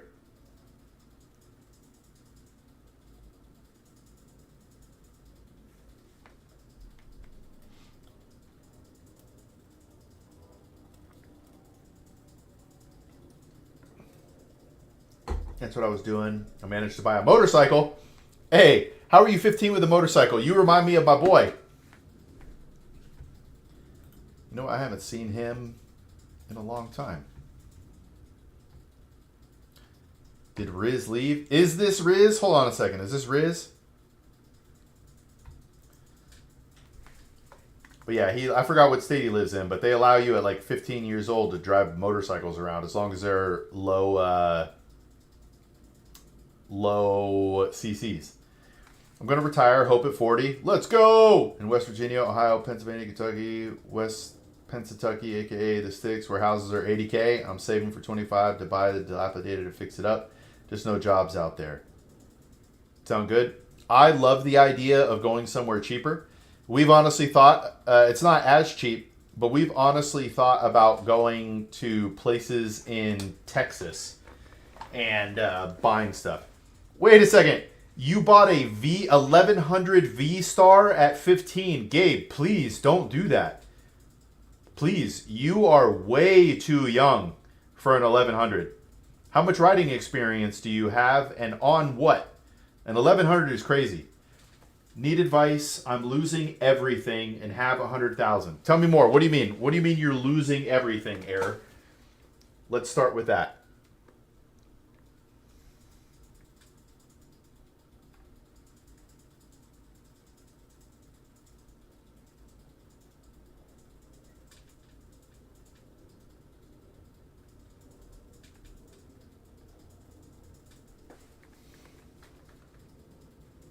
You in Discord? Yes. Are you a part of the Stream Team Discord?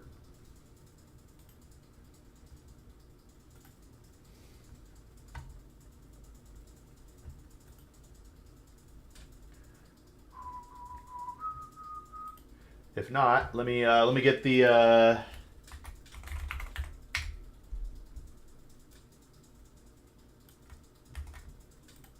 this going here.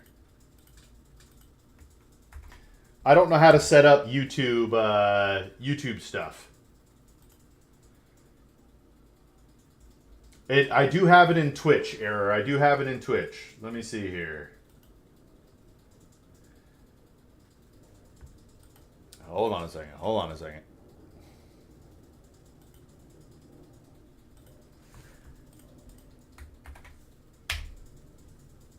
All right, let's check that out. I've ridden dirt bikes. I've ridden motorcycles before. It is a shaft drive. It has about 60 to 68 horsepower. It's a couch of a bike. Still, the fact that you have some experience on it makes me feel a little better. But that's still a huge bike to start on. Huge.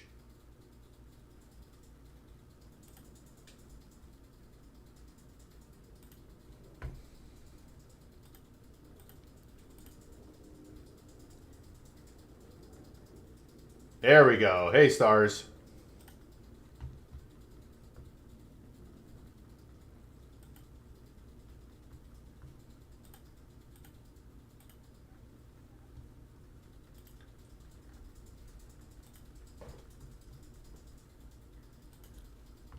I started off on a Suzuki Savage 650, Gabe. I now drive a 1000 Kawasaki Concourse from 2006 Kawasaki Concourse.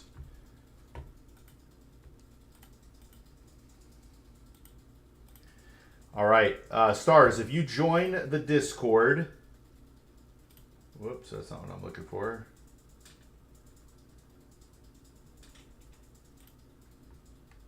All right, you joined it there. All right.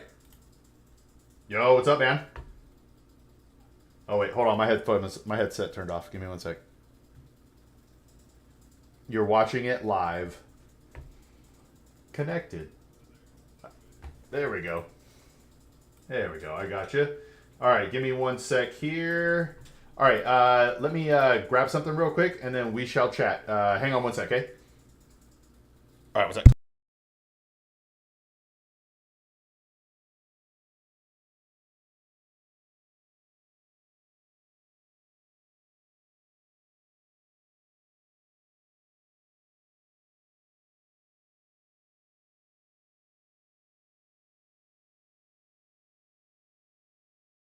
All right, let's roll. Good, man.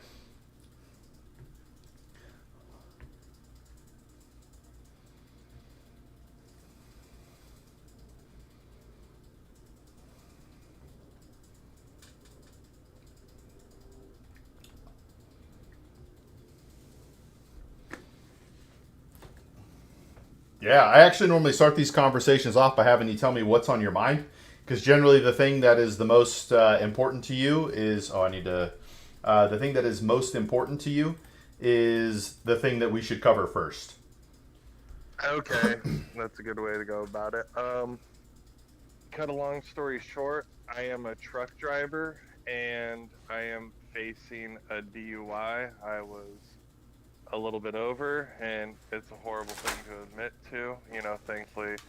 Obviously, nobody was hurt and so on and so forth, but yeah, I am basically losing everything. I have a house that I'm in the process of selling, and I am trying to figure out my... Don't make it sound unplug. And yeah, I'm just trying to figure out my next move. I am 36. I have a house at the interest rate of 3.125, but when everything comes to a conclusion, be able to afford my house. So I'm trying to liquidate everything. What's your living situation going to be after you sell?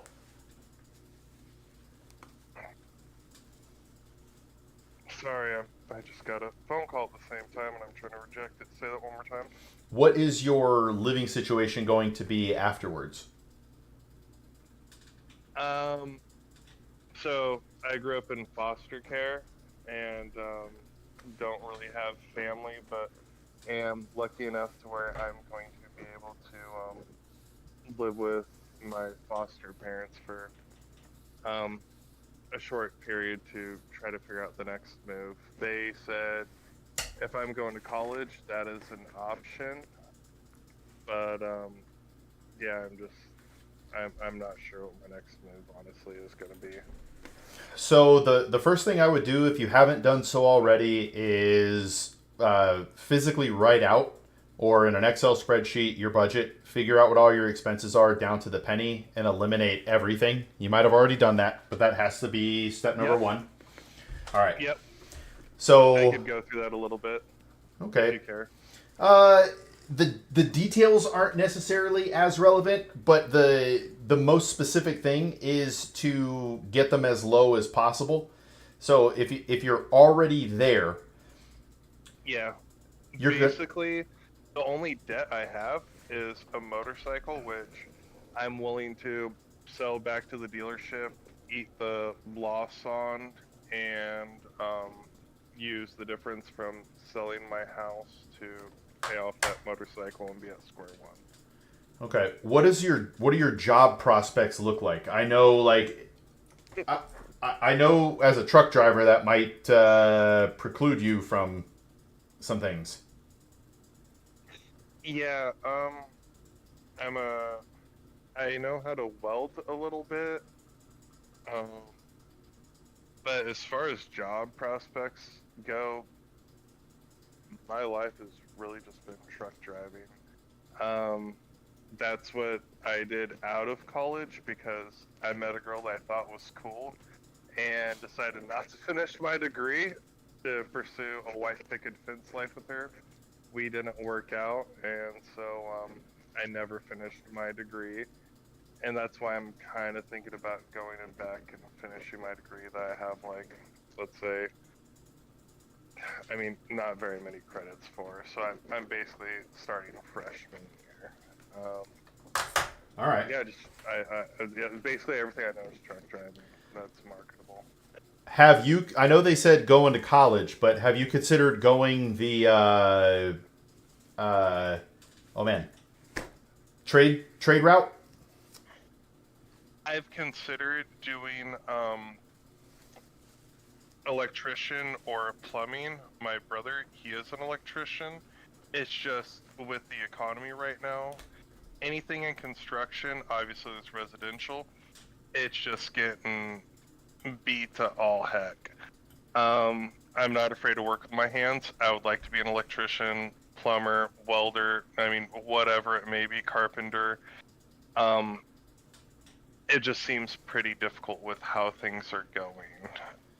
So, I mean, yeah, for the shorter answer, yes, I've considered trades.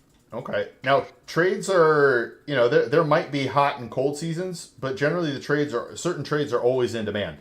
You always have to have electricians. You always have to have plumbers. Like, these are things that have to exist. Not to dox myself, I am on the old West Coast, I'll say that. So I am in a better market than most. Okay. So the main reason I'm bringing up the trades, and I was going to say this about going back to college as well, is what you want to think of, especially, you're going to have cash, so maybe you could just pay for school. But either way, if you're going to spend money to get yourself more educated and to build skills, you want to think about it as an investment. You're investing in yourself. What's going to give you the biggest return on investment? And the reason I bring up trades is they're generally a lot less costly, and they can make a good amount of money at the same time. So your return on investment is a little bit easier, higher, and a little bit less risky. Whereas, if you go back to school, like you said, you're a freshman. Even if you did 30 hours a year, you're going to have 4 years before you can even start in that field. And that's going to have you start as an entry-level person. Whereas at the same time, if you go and be a tradesman, even if things are slow right now, during that 4 years, that same 4 years, you'll actually be earning income. Agreed. and building your resume, right? Like you're becoming a much more valuable member to that group. Whereas like a degree, I don't know what you're thinking about getting into as a potential degree, but you know, is AI? Electrical engineering. Oh, okay. Electrical engineering while double majoring in computer science because it's like a 15 credit difference for a bachelor's. So I figured Okay. might as well do both. The reason why I've been shying a little bit away from trades is I'm gonna have to have a blow and go for 5 years. Okay. And that is going to put a damper for a lot of job opportunities unless it is new construction. You know, I'm very thankful that the worst thing I have to deal with is a blow and go, you know. Yeah. Thankfully, you know, it could have been a lot worse where I could have affected a lot of other people, you know, trying to be honest about it. But I'm just trying to figure out the next move with it, which, you know, since I'm not going to be able to drive to a lot of locations, which is why I'm considering university. Okay. So Yeah. that's where the other little caveat is in this. Okay. So yeah, that's something that you'll have to decide because, you know, if you're going to go into electrical engineering from a decent school, right? Or even if it's not decent, it's probably going to cost you a good amount, right? Like, I don't know. Can you get out for under 60,000? I was talking to a state university, and I mean, I would have to go to a community college for obviously the first 2 years, but yeah, I'd be tapping myself out pretty good, and then what kind of job opportunities are going to be there afterwards, so to speak. Just, yeah, I don't know. I'm trying to figure out a way to answer your question very directly without doxing myself. Yeah, don't worry. Yeah, it would eat up a lot of my money to be pretty bluntly if I was just going to go to a state university, the ones I was looking at. Yeah, and I don't necessarily like the money you spend to educate yourself isn't necessarily the issue. It's the return. And I don't know what the job market is. I know electrical engineering is pretty good. Computer sciences, especially if you're going to, you know, understand how to use and train AI, things like that. That could be beneficial. But I don't know what the job market's going to be in 4 to 5 years. I don't know what an entry level job looks like. But either way, it sounds like you're going to be blessed to not have student loans when you finish, which is probably the biggest advantage that you have going right now. So even though there's a lot of things you probably feel are not going well, you do have things going well for you in that you will likely end whatever education you do debt free. Yes. So nothing that you do is necessarily terrible, but can you maybe explain to me a little bit about why you wouldn't be able to drive to a job site? Like, I know you have the blow and go, but... So, why would you not be able to drive to a job site? So, I would be able to drive to a job site, but I would have a blow and go inside my vehicle. And basically, unless it is a random vehicle or it switches every day, I'm not sure how many states are like this, so I'm kind of doxing myself a little with that. Is you know, basically, unless it's a company vehicle that changes every day, I am not going to be able to drive a company vehicle, which is why I said it would have to be a new construction, because show up to the same job site every day, not having to, you know, drive. Sorry for company. Roto-Rooters, you know, company van around, so I would be able to do my job. There's a lot of companies, due to insurance or whatever, that won't let me drive their equipment around, and I don't have the luxury of it changing so often to where it would have to have a blow and go in it, if that kind of makes sense for a trade. Yeah, no, that makes perfect sense. I didn't really think about the company car being an issue, but yeah, that's... Yes, that's the part that's the monkey wrench for me. What about outside of the box? Are there things that you can do to work for yourself? Are there ways that you can not go back to school but just start a business? Or is that sort of impossible because they want you to be in school for the free place to live? Or tell me about that. Sure. I mean, if the ROI makes sense, like I'm not against starting my own business. It's just the math has to math. Like I'm not gonna just eat everything on Dogecoin and watch JPal make the money printer go. Brrr, you know what I mean? Jokes aside, I got very lucky with Tesla and Dogecoin, but that was a one-time black swan event. I'm going to be a lot more cautious with the money I make on this, sale of my house because it's very finite. So, I'm trying to think of something that could be a passion project or something that would actually be lucrative because it's kind of a teetering thing. So it's like, I mean, I'm kind of rambling because I got caught a little left field on this. Yeah, I'm not afraid to start my own business. I just don't know what it would be, I guess. Yeah. I was just trying to think outside of the box here.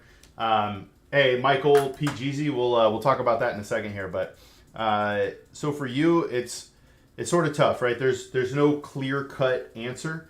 I see the reasons why college would be kind of beneficial for you. It sort of makes you go the full, or not the full, but almost the full time that you're going to have the blow and go.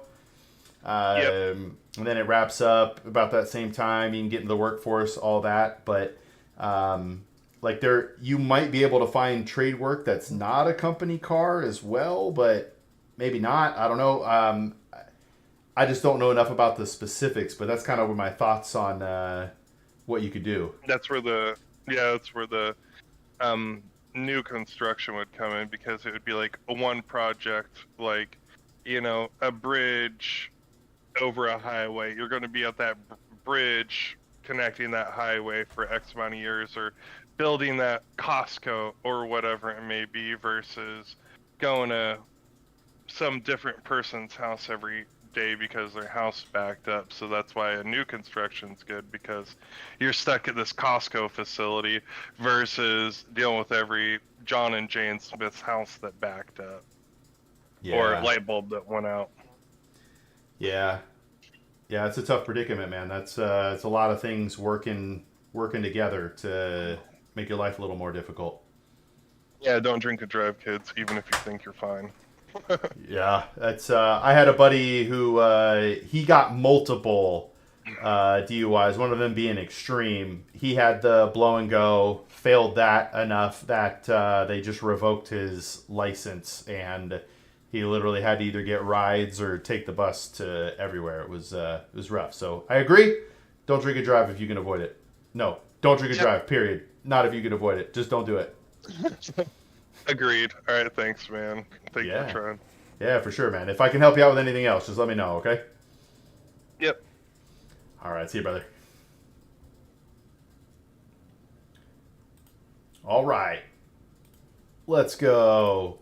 Okay, so XRP or no? Michael, I don't know if you're still here. PGZ, I don't know if you're still here. Is it cost effective to be both spiritually and physically aroused?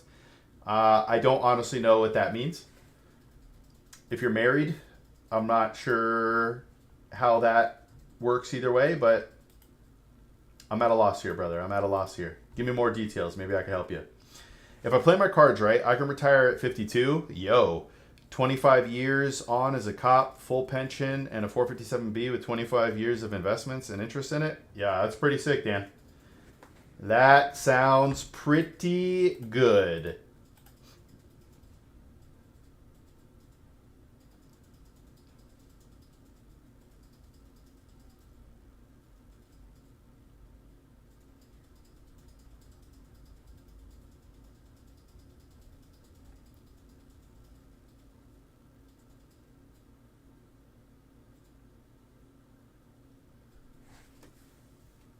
Single, well, I'm refusing to be bothered spiritually and physically. That's not a viable option for me.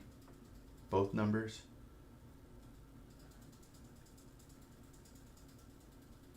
I mean, being spiritually aroused is never a problem, and it doesn't cost any money to worship.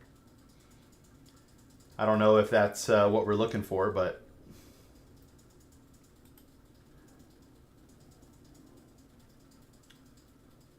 and then Dan, I forgot how old you said you were, because you still got a lot of time, right? Like there's no guarantee, but historically the your portfolio, if it was 100% stock, okay, 33. So you got 19 more years. Would generally double, if you were 100% stock, would generally double every like 8 years or so. So keep investing, and you got, 2 more doublings and then some. You just have to make sure that you're invested in a way that it's set to grow. Nor does it for physical arousal. That can definitely cost you, PGZ, depending on where you are, who you're around, stuff like that.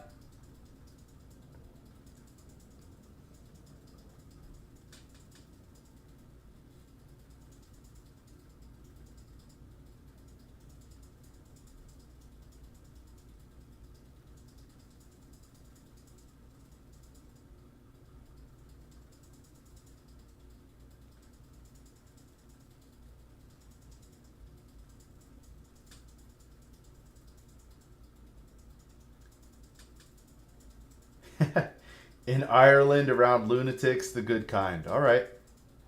All right.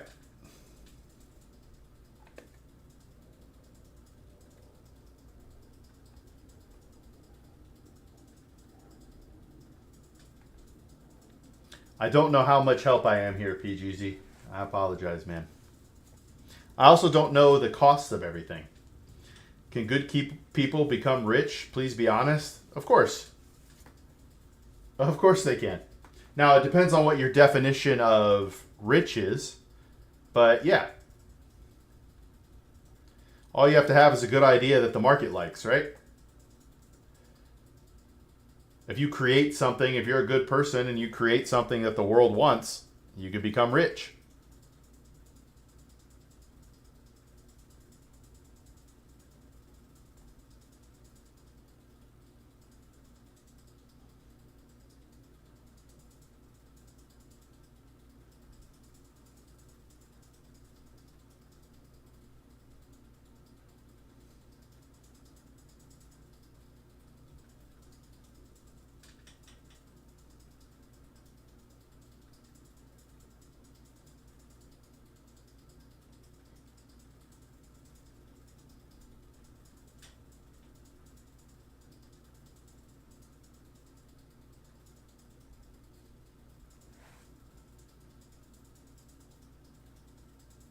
What do you think? Just oh guy?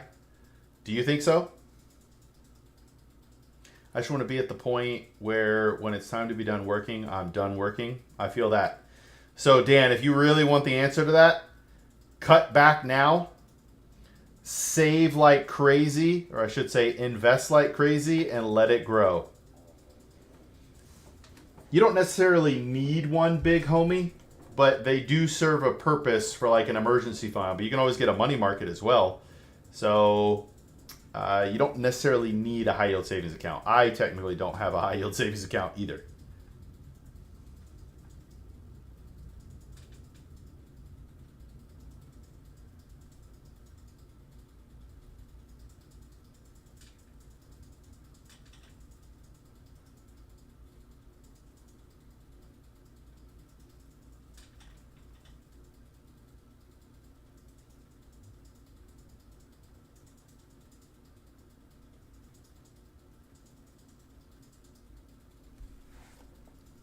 Do you think I should invest in Somgo? I'm not sure what Somgo is. But if you're going to invest in an individual stock, company, or sector, you're taking a huge amount of risk on. A huge amount of risk. So is that risk worth it for you? If you lose money or don't keep up with the market, will you find that worth it for the shot that it will go super high?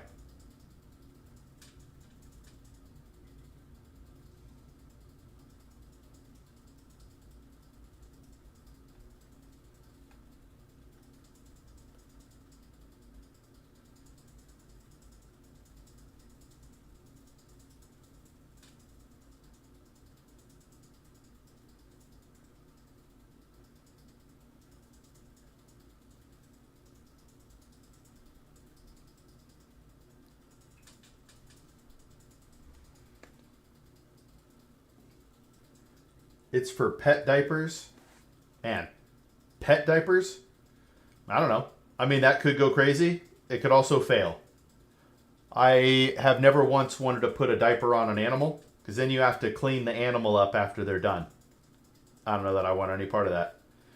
What can I consider myself ready for investing? When can I consider myself ready for investing in risky stocks? This is actually a really good question.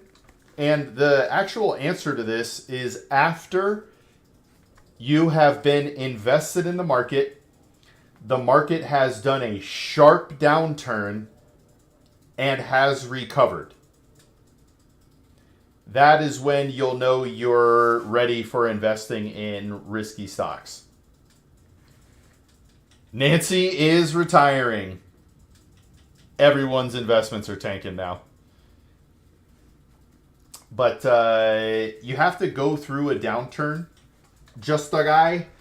You have to go through a downturn and recover from it to understand your emotions and your feelings. Because what people think they will do and what people actually do are different. I have lived through enough downturns that if the stock market lost 90% tomorrow, I would get excited. I would sell nothing and I would buy more. But there are a lot of people who are different than me. When the markets tank, they panic and they sell at the bottom.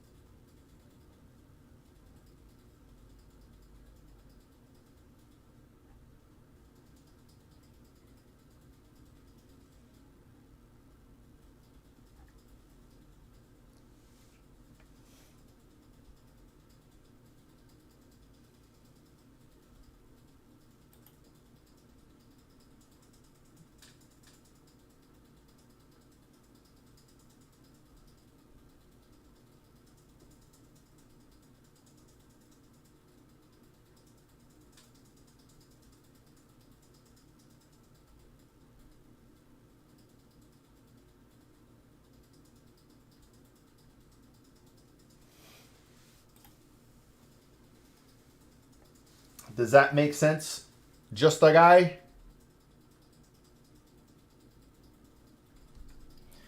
Is degree important for investing in stock market? No. Now, if you want a job in finance to make that a part of your daily life, then yes, a finance degree can help you. But you might be able to find, it depends on what you want to do, right? Investment banking, there's all sorts of things out there. So the answer is maybe. But many people have been successful investors with zero college degree in that.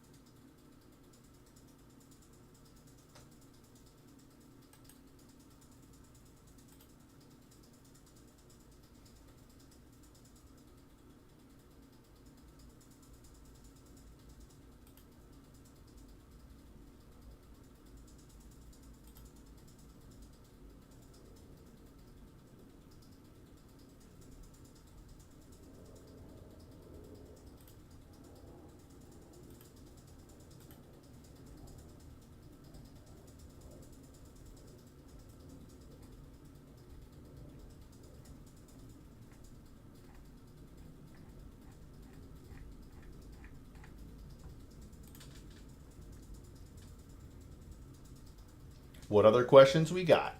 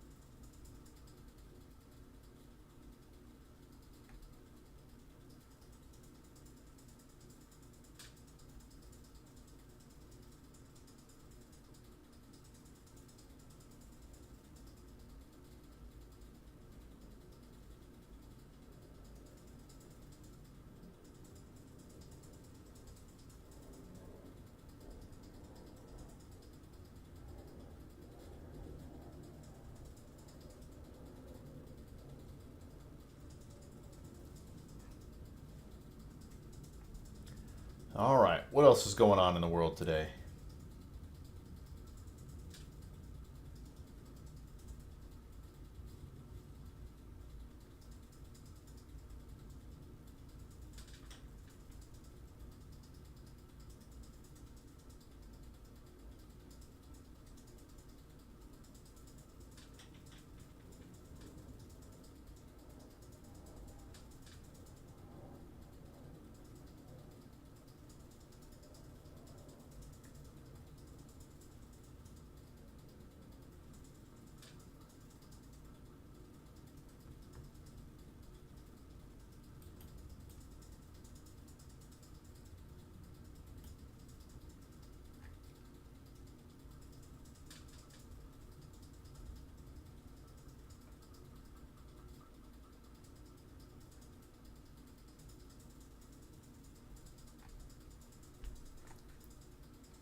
What is the best stock to invest right now?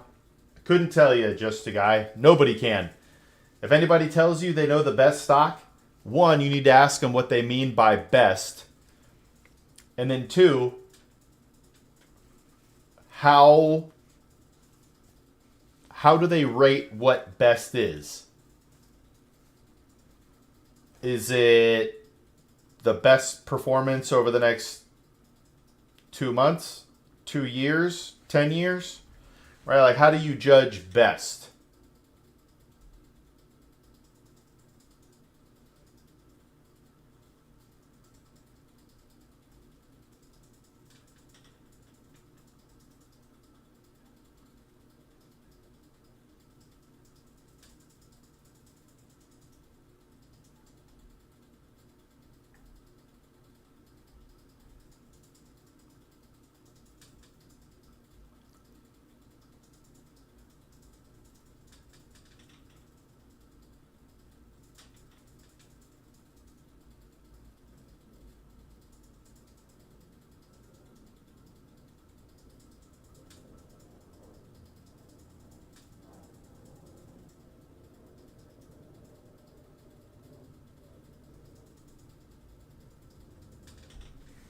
Whom do you think should avoid investing in the stock market?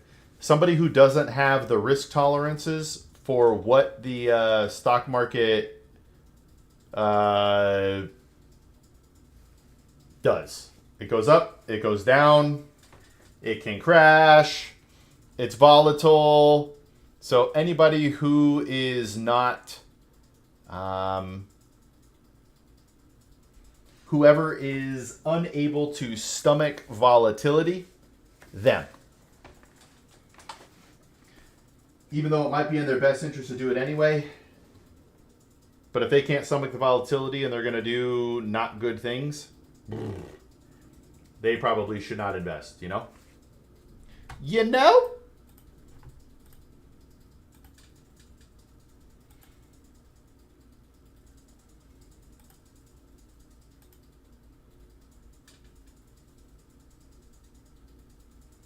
Man, we're at 774 subscribers on YouTube. If you haven't subscribed yet, please do. Watch a video, like it, push it in the algorithm. Let's change the world together. Dude, also, hey Dan, if you're still here, do you know how I get into...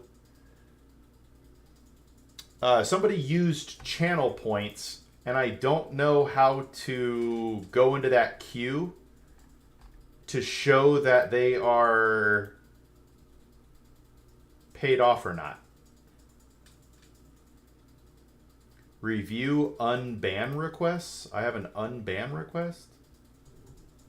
Whoa. What is this?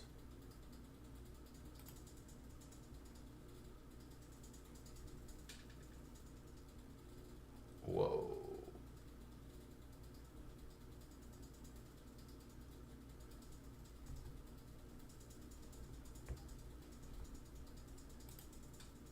My audio is now duplicated here. Just wait for the next bear market in crypto. Buy up some XRP. I'm pretty sure it's supposed to hit $5-6 by late 2026. But what if it doesn't, Auntie? What if it doesn't?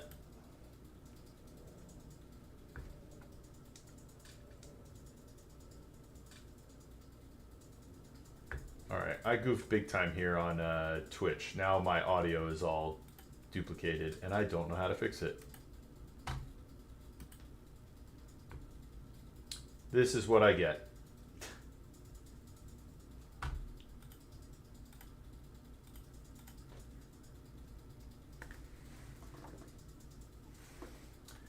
So, Auntie, what you're talking about is taking a pretty gigantic risk by putting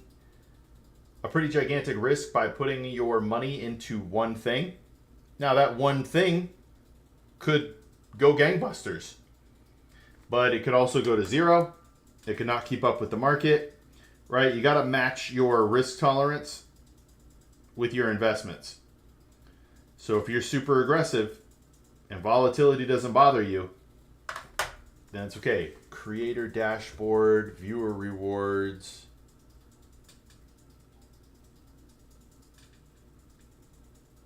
Viewer rewards, okay. Power ups and channel points, okay.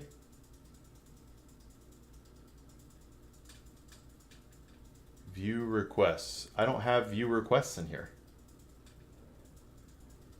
I have manage power-ups and channel point. Oh, that's what you said. Yeah. Power-ups and channel points. Okay.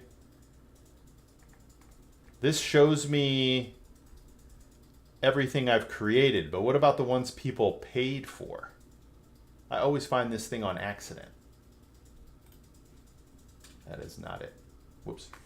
Should be under custom rewards. Let's see.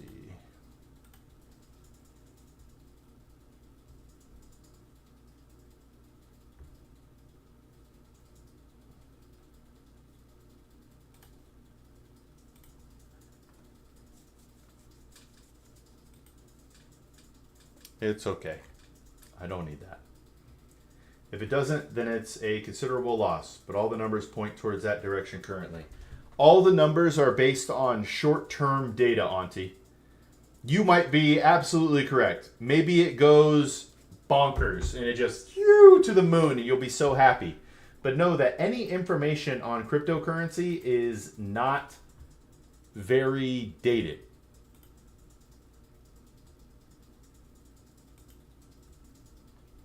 Do you consider yourself as an academic person? I don't know what that means. I did, new from Luna. I did get a degree, but I don't know if I'd consider myself academic. Customer reward. Oh, what? I don't see that. Oh, that's a really weird spot for it, Dan. Thank you.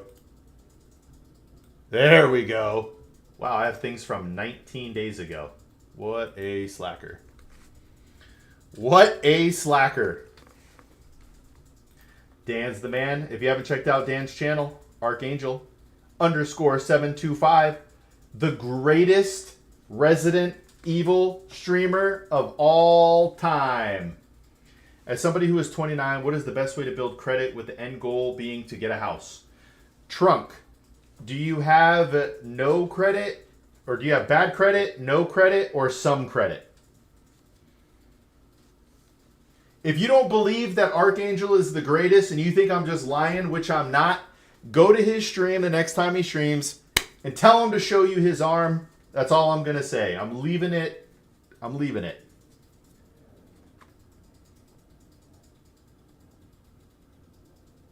Unsolicited advice is the worst kind of advice. That's a take. That's sort of what you did, though.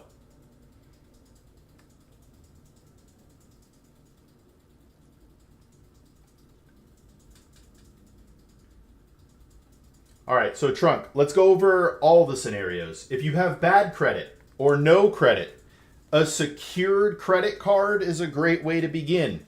It essentially works like a prepaid credit card. You begin to build up. And then once you build up, you get a normal credit card.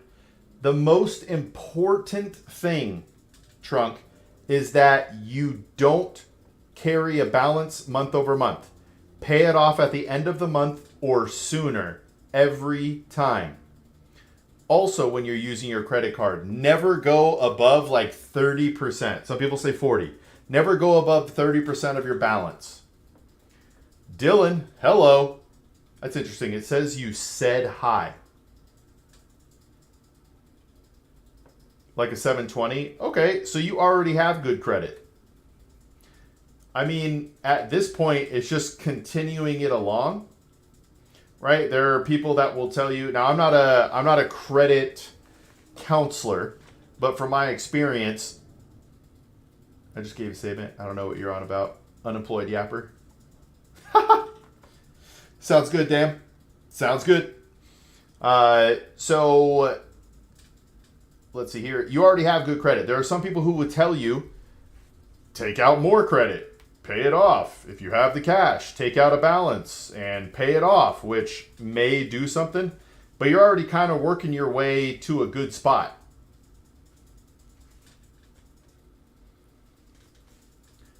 How should I save my pocket money? My parents always give me more than I need. Should I invest it somewhere?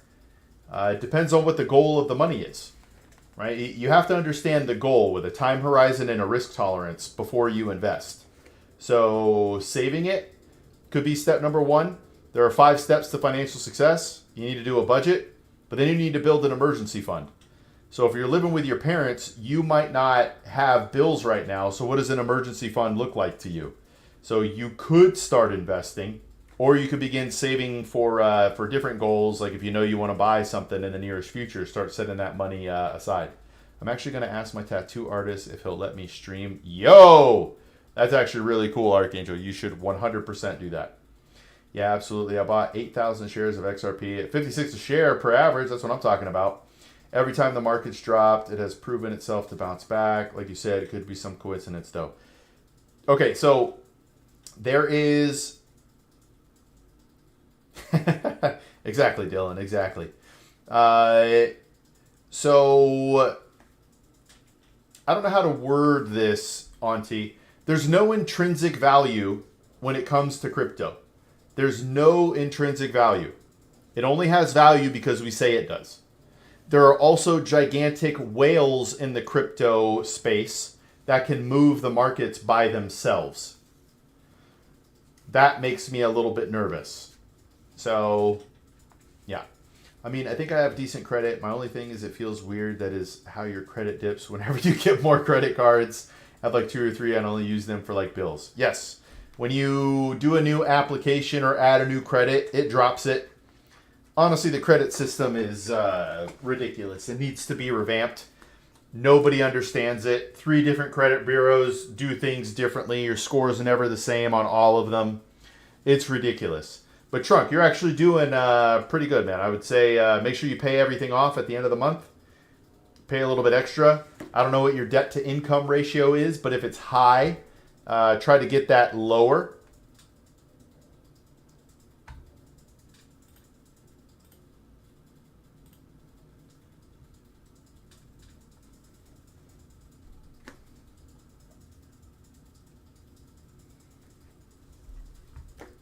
I think I upset this guy in the channel. That's my bad, Div. I didn't mean to upset you, brother. I hope we could still be friends, you know? Now, even with all that being said, even everything I've told you about reasons why you should be cautious when it comes to crypto, that says you should be cautious, that doesn't mean it can't go crazy. Like, XRP might be your jam. I got friends who are Bitcoin people. They think it could go to like 20, 30 million a coin. I don't know. Maybe that's possible. I'm not 100% sure. Did my stream just end? But it could go crazy. You could become rich. The people who have been invested in crypto for the last 10 years are winning. You know what I'm saying? All right, you are back.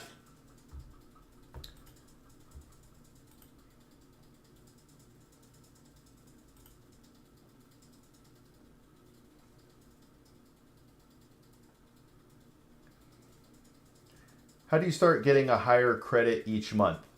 There's no specific way to boost it, but paying it down, making sure your debt to income ratio is low, Those are pretty much the best ways to do it.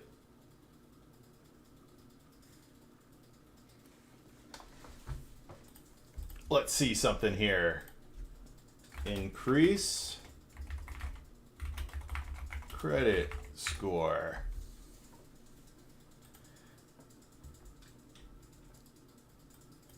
On-time payments, paying down balances, avoiding unnecessary debt. Let's see here. Make on-time payments, pay down revolving account balances. Yep, how much you owe accounts for 30% of your FICO score. So that's a big one. Are you Santa Claus? I am not. I am not Santa Claus. My beard still has a little bit of color in it. But look. Whoop. Whoop. Yeah. You know, it's hard to argue with what it's done so far, Auntie. I'm still cautious about the future, but I understand people's excitement for it. You know what I mean?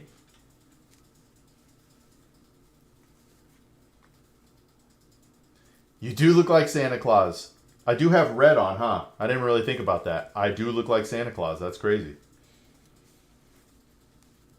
I just don't have as much of a belly as Santa Claus. Ho, ho, ho!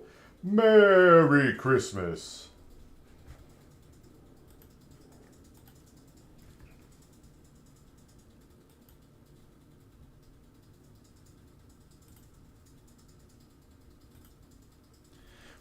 Credit you have? What does that even mean? For example, someone with 2 credit cards, an auto loan, and a mortgage loan will have a stronger credit mix than someone with just 1 credit card.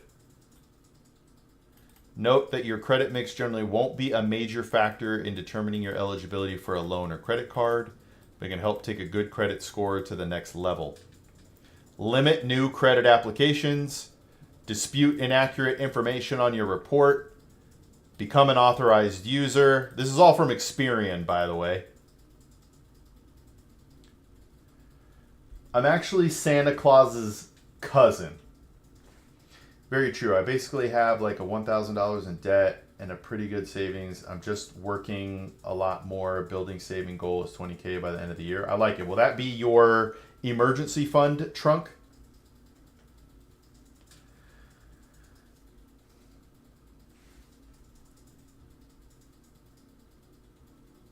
Maybe I should, Dylan.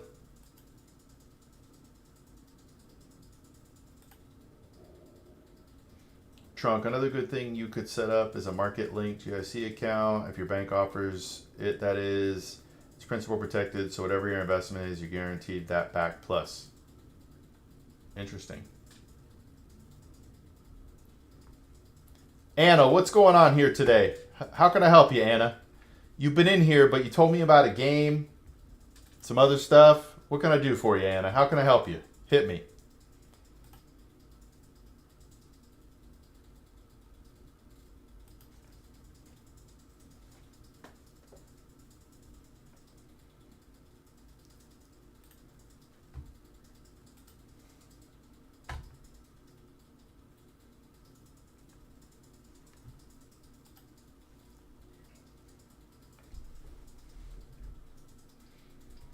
All right, guys, we have a few minutes left on this. Hey, Dan, for real though, if you're still here, you 100% should do that tomorrow. That would be so sick. We can hear you scream as they needle you. Ah!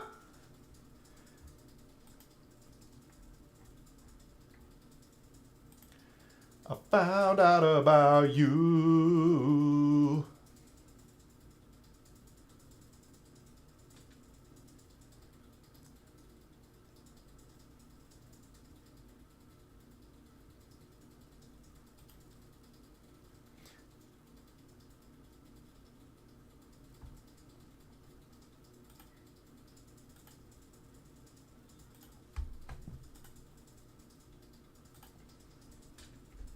And if the markets do good, do a 15, 60% return and 30K locked into one for 5 years at the moment.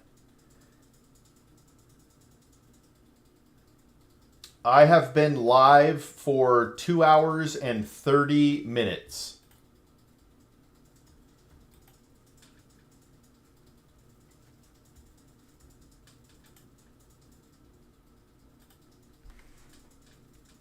And when I'm done with this, I will actually end my stream for like a half hour, and then I will hop over to TikTok.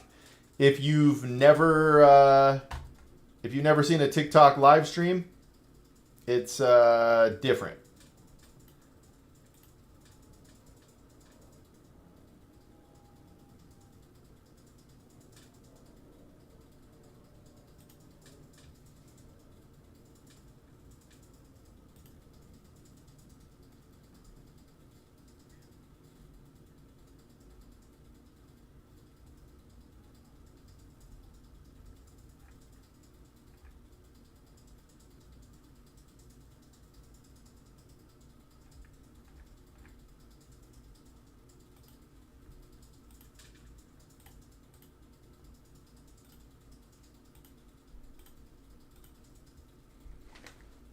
Let's see here, all the time. I'm constantly on TikTok. Should I day trade? If you're on TikTok, I have limitless content, endless content on YouTube or on TikTok. So, should I day trade? Sam's, this is a personal decision. Most people who day trade lose, either meaning they lose money or they don't keep up with the market. So you have to decide if the extra risk is worth it to you to day trade. Because you also have to factor in, right? If you're spending 40 hours a week to try and beat the market and you do it by like 0.25%, was it worth all your time, or could you have spent that time doing something else and just let your money work? What's something you learned while working at Vanguard that you didn't learn from finance classes courses? Bad beats, bruh. Honestly, everything. Don't get me wrong, a finance degree is kind of neat, but you learn in finance that... no, I don't want to go that far. Hold on. All right. How about this? You learn that the real world is different than the education you get in school. For one specific example, I remember hearing or reading multiple times and learning multiple times that bonds and stocks are inverse to each other, inversely correlated. Now, I get the understanding, right? A lot of the time when stocks crash, there's a flood to quality, people move into bonds, stuff like that. But then we lived through rates dropping on bonds, bond prices going up, while stocks were going up at the same time. Right? So really the thing I learned is that what you learn in textbooks and the real world are very different. I also learned that most people have no idea what they're doing when it comes to investing. The people that you think, like I would just assume back in the day that like a doctor, because they're so smart and they're a doctor, or I actually worked with somebody who worked at NASA, and they had no idea what they were doing when it comes to investments. I need to make an extra 50K next year. What is the easiest way to do it? Easy? I don't know that there's an easy way to make 50K, brother. You got to grind. Figure out your skills, apply those skills, get paid for those skills. That's what I would say.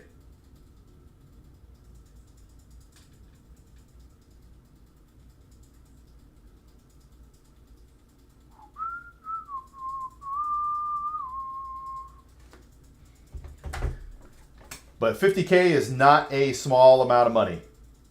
Hey, Big Homie is back. If you guys didn't know, Big Homie Lolo is in my video from Wednesday. We got to meet at TwitchCon and shoot together. It was sweet.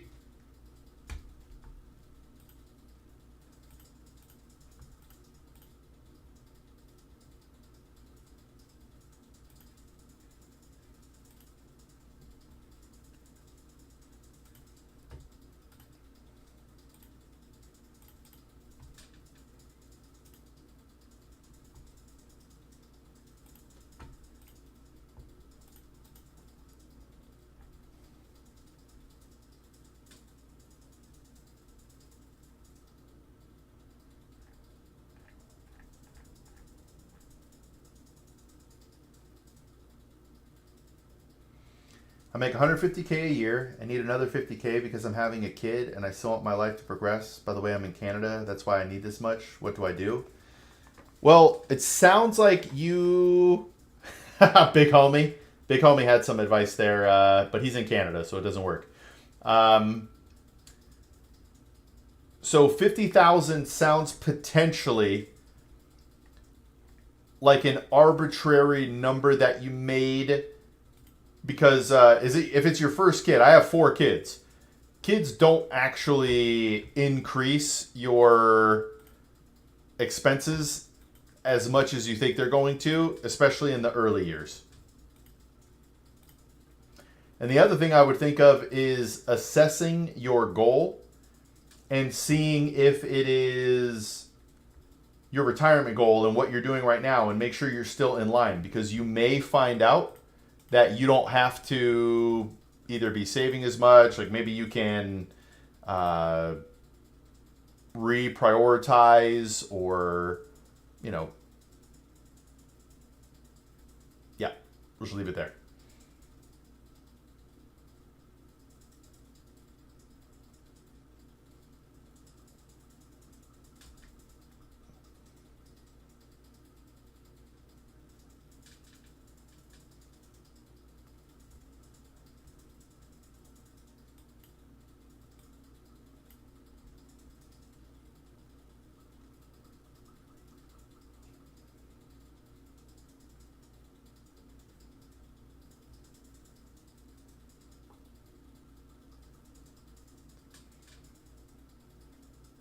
Is it worth it to buy gold and stack it? It depends on why, right? Are you buying gold because you think it will outperform stock? Are you buying it as an inflation hedge? Are you buying it as a recession hedge? Are you buying it just because you think it's going to do well? But most of the people who buy a lot of stock, gold, are for a reason.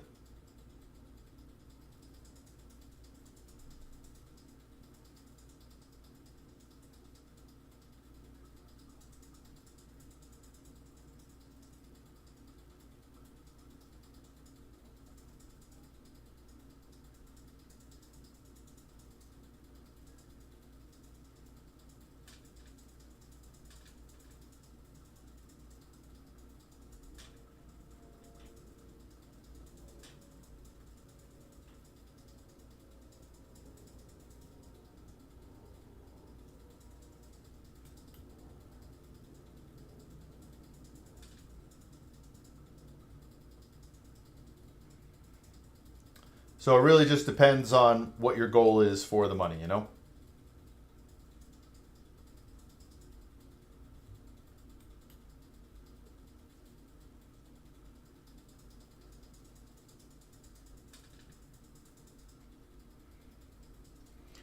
I'm in my mid-20s and have been investing for a few years, but consider myself risk-averse. Do you think being too risk-averse can be counterproductive at my age? Absolutely. But you are investing in a way right now that's allowing you to learn without having to make mistakes. So the next time, like, you have been investing. Like, how did you react during April? You think businesses are going to start leaving New York City or just reducing their taxable earnings? I think it will depend, big homie. I know people are talking about leaving because of the mayor and all that sort of stuff, but he can't do things unilaterally, so I don't know. But it could definitely be detrimental, bad beats. It could definitely be detrimental. So figuring out your risk tolerance is incredibly important. Because if you consider yourself risk averse, but during like downturns you don't really stress out, maybe you're not as risk averse as you think you are. What should I do if I have to choose between? Man, I might have to ban you for that, Josh. Flopagoon says to always stack it. Interesting.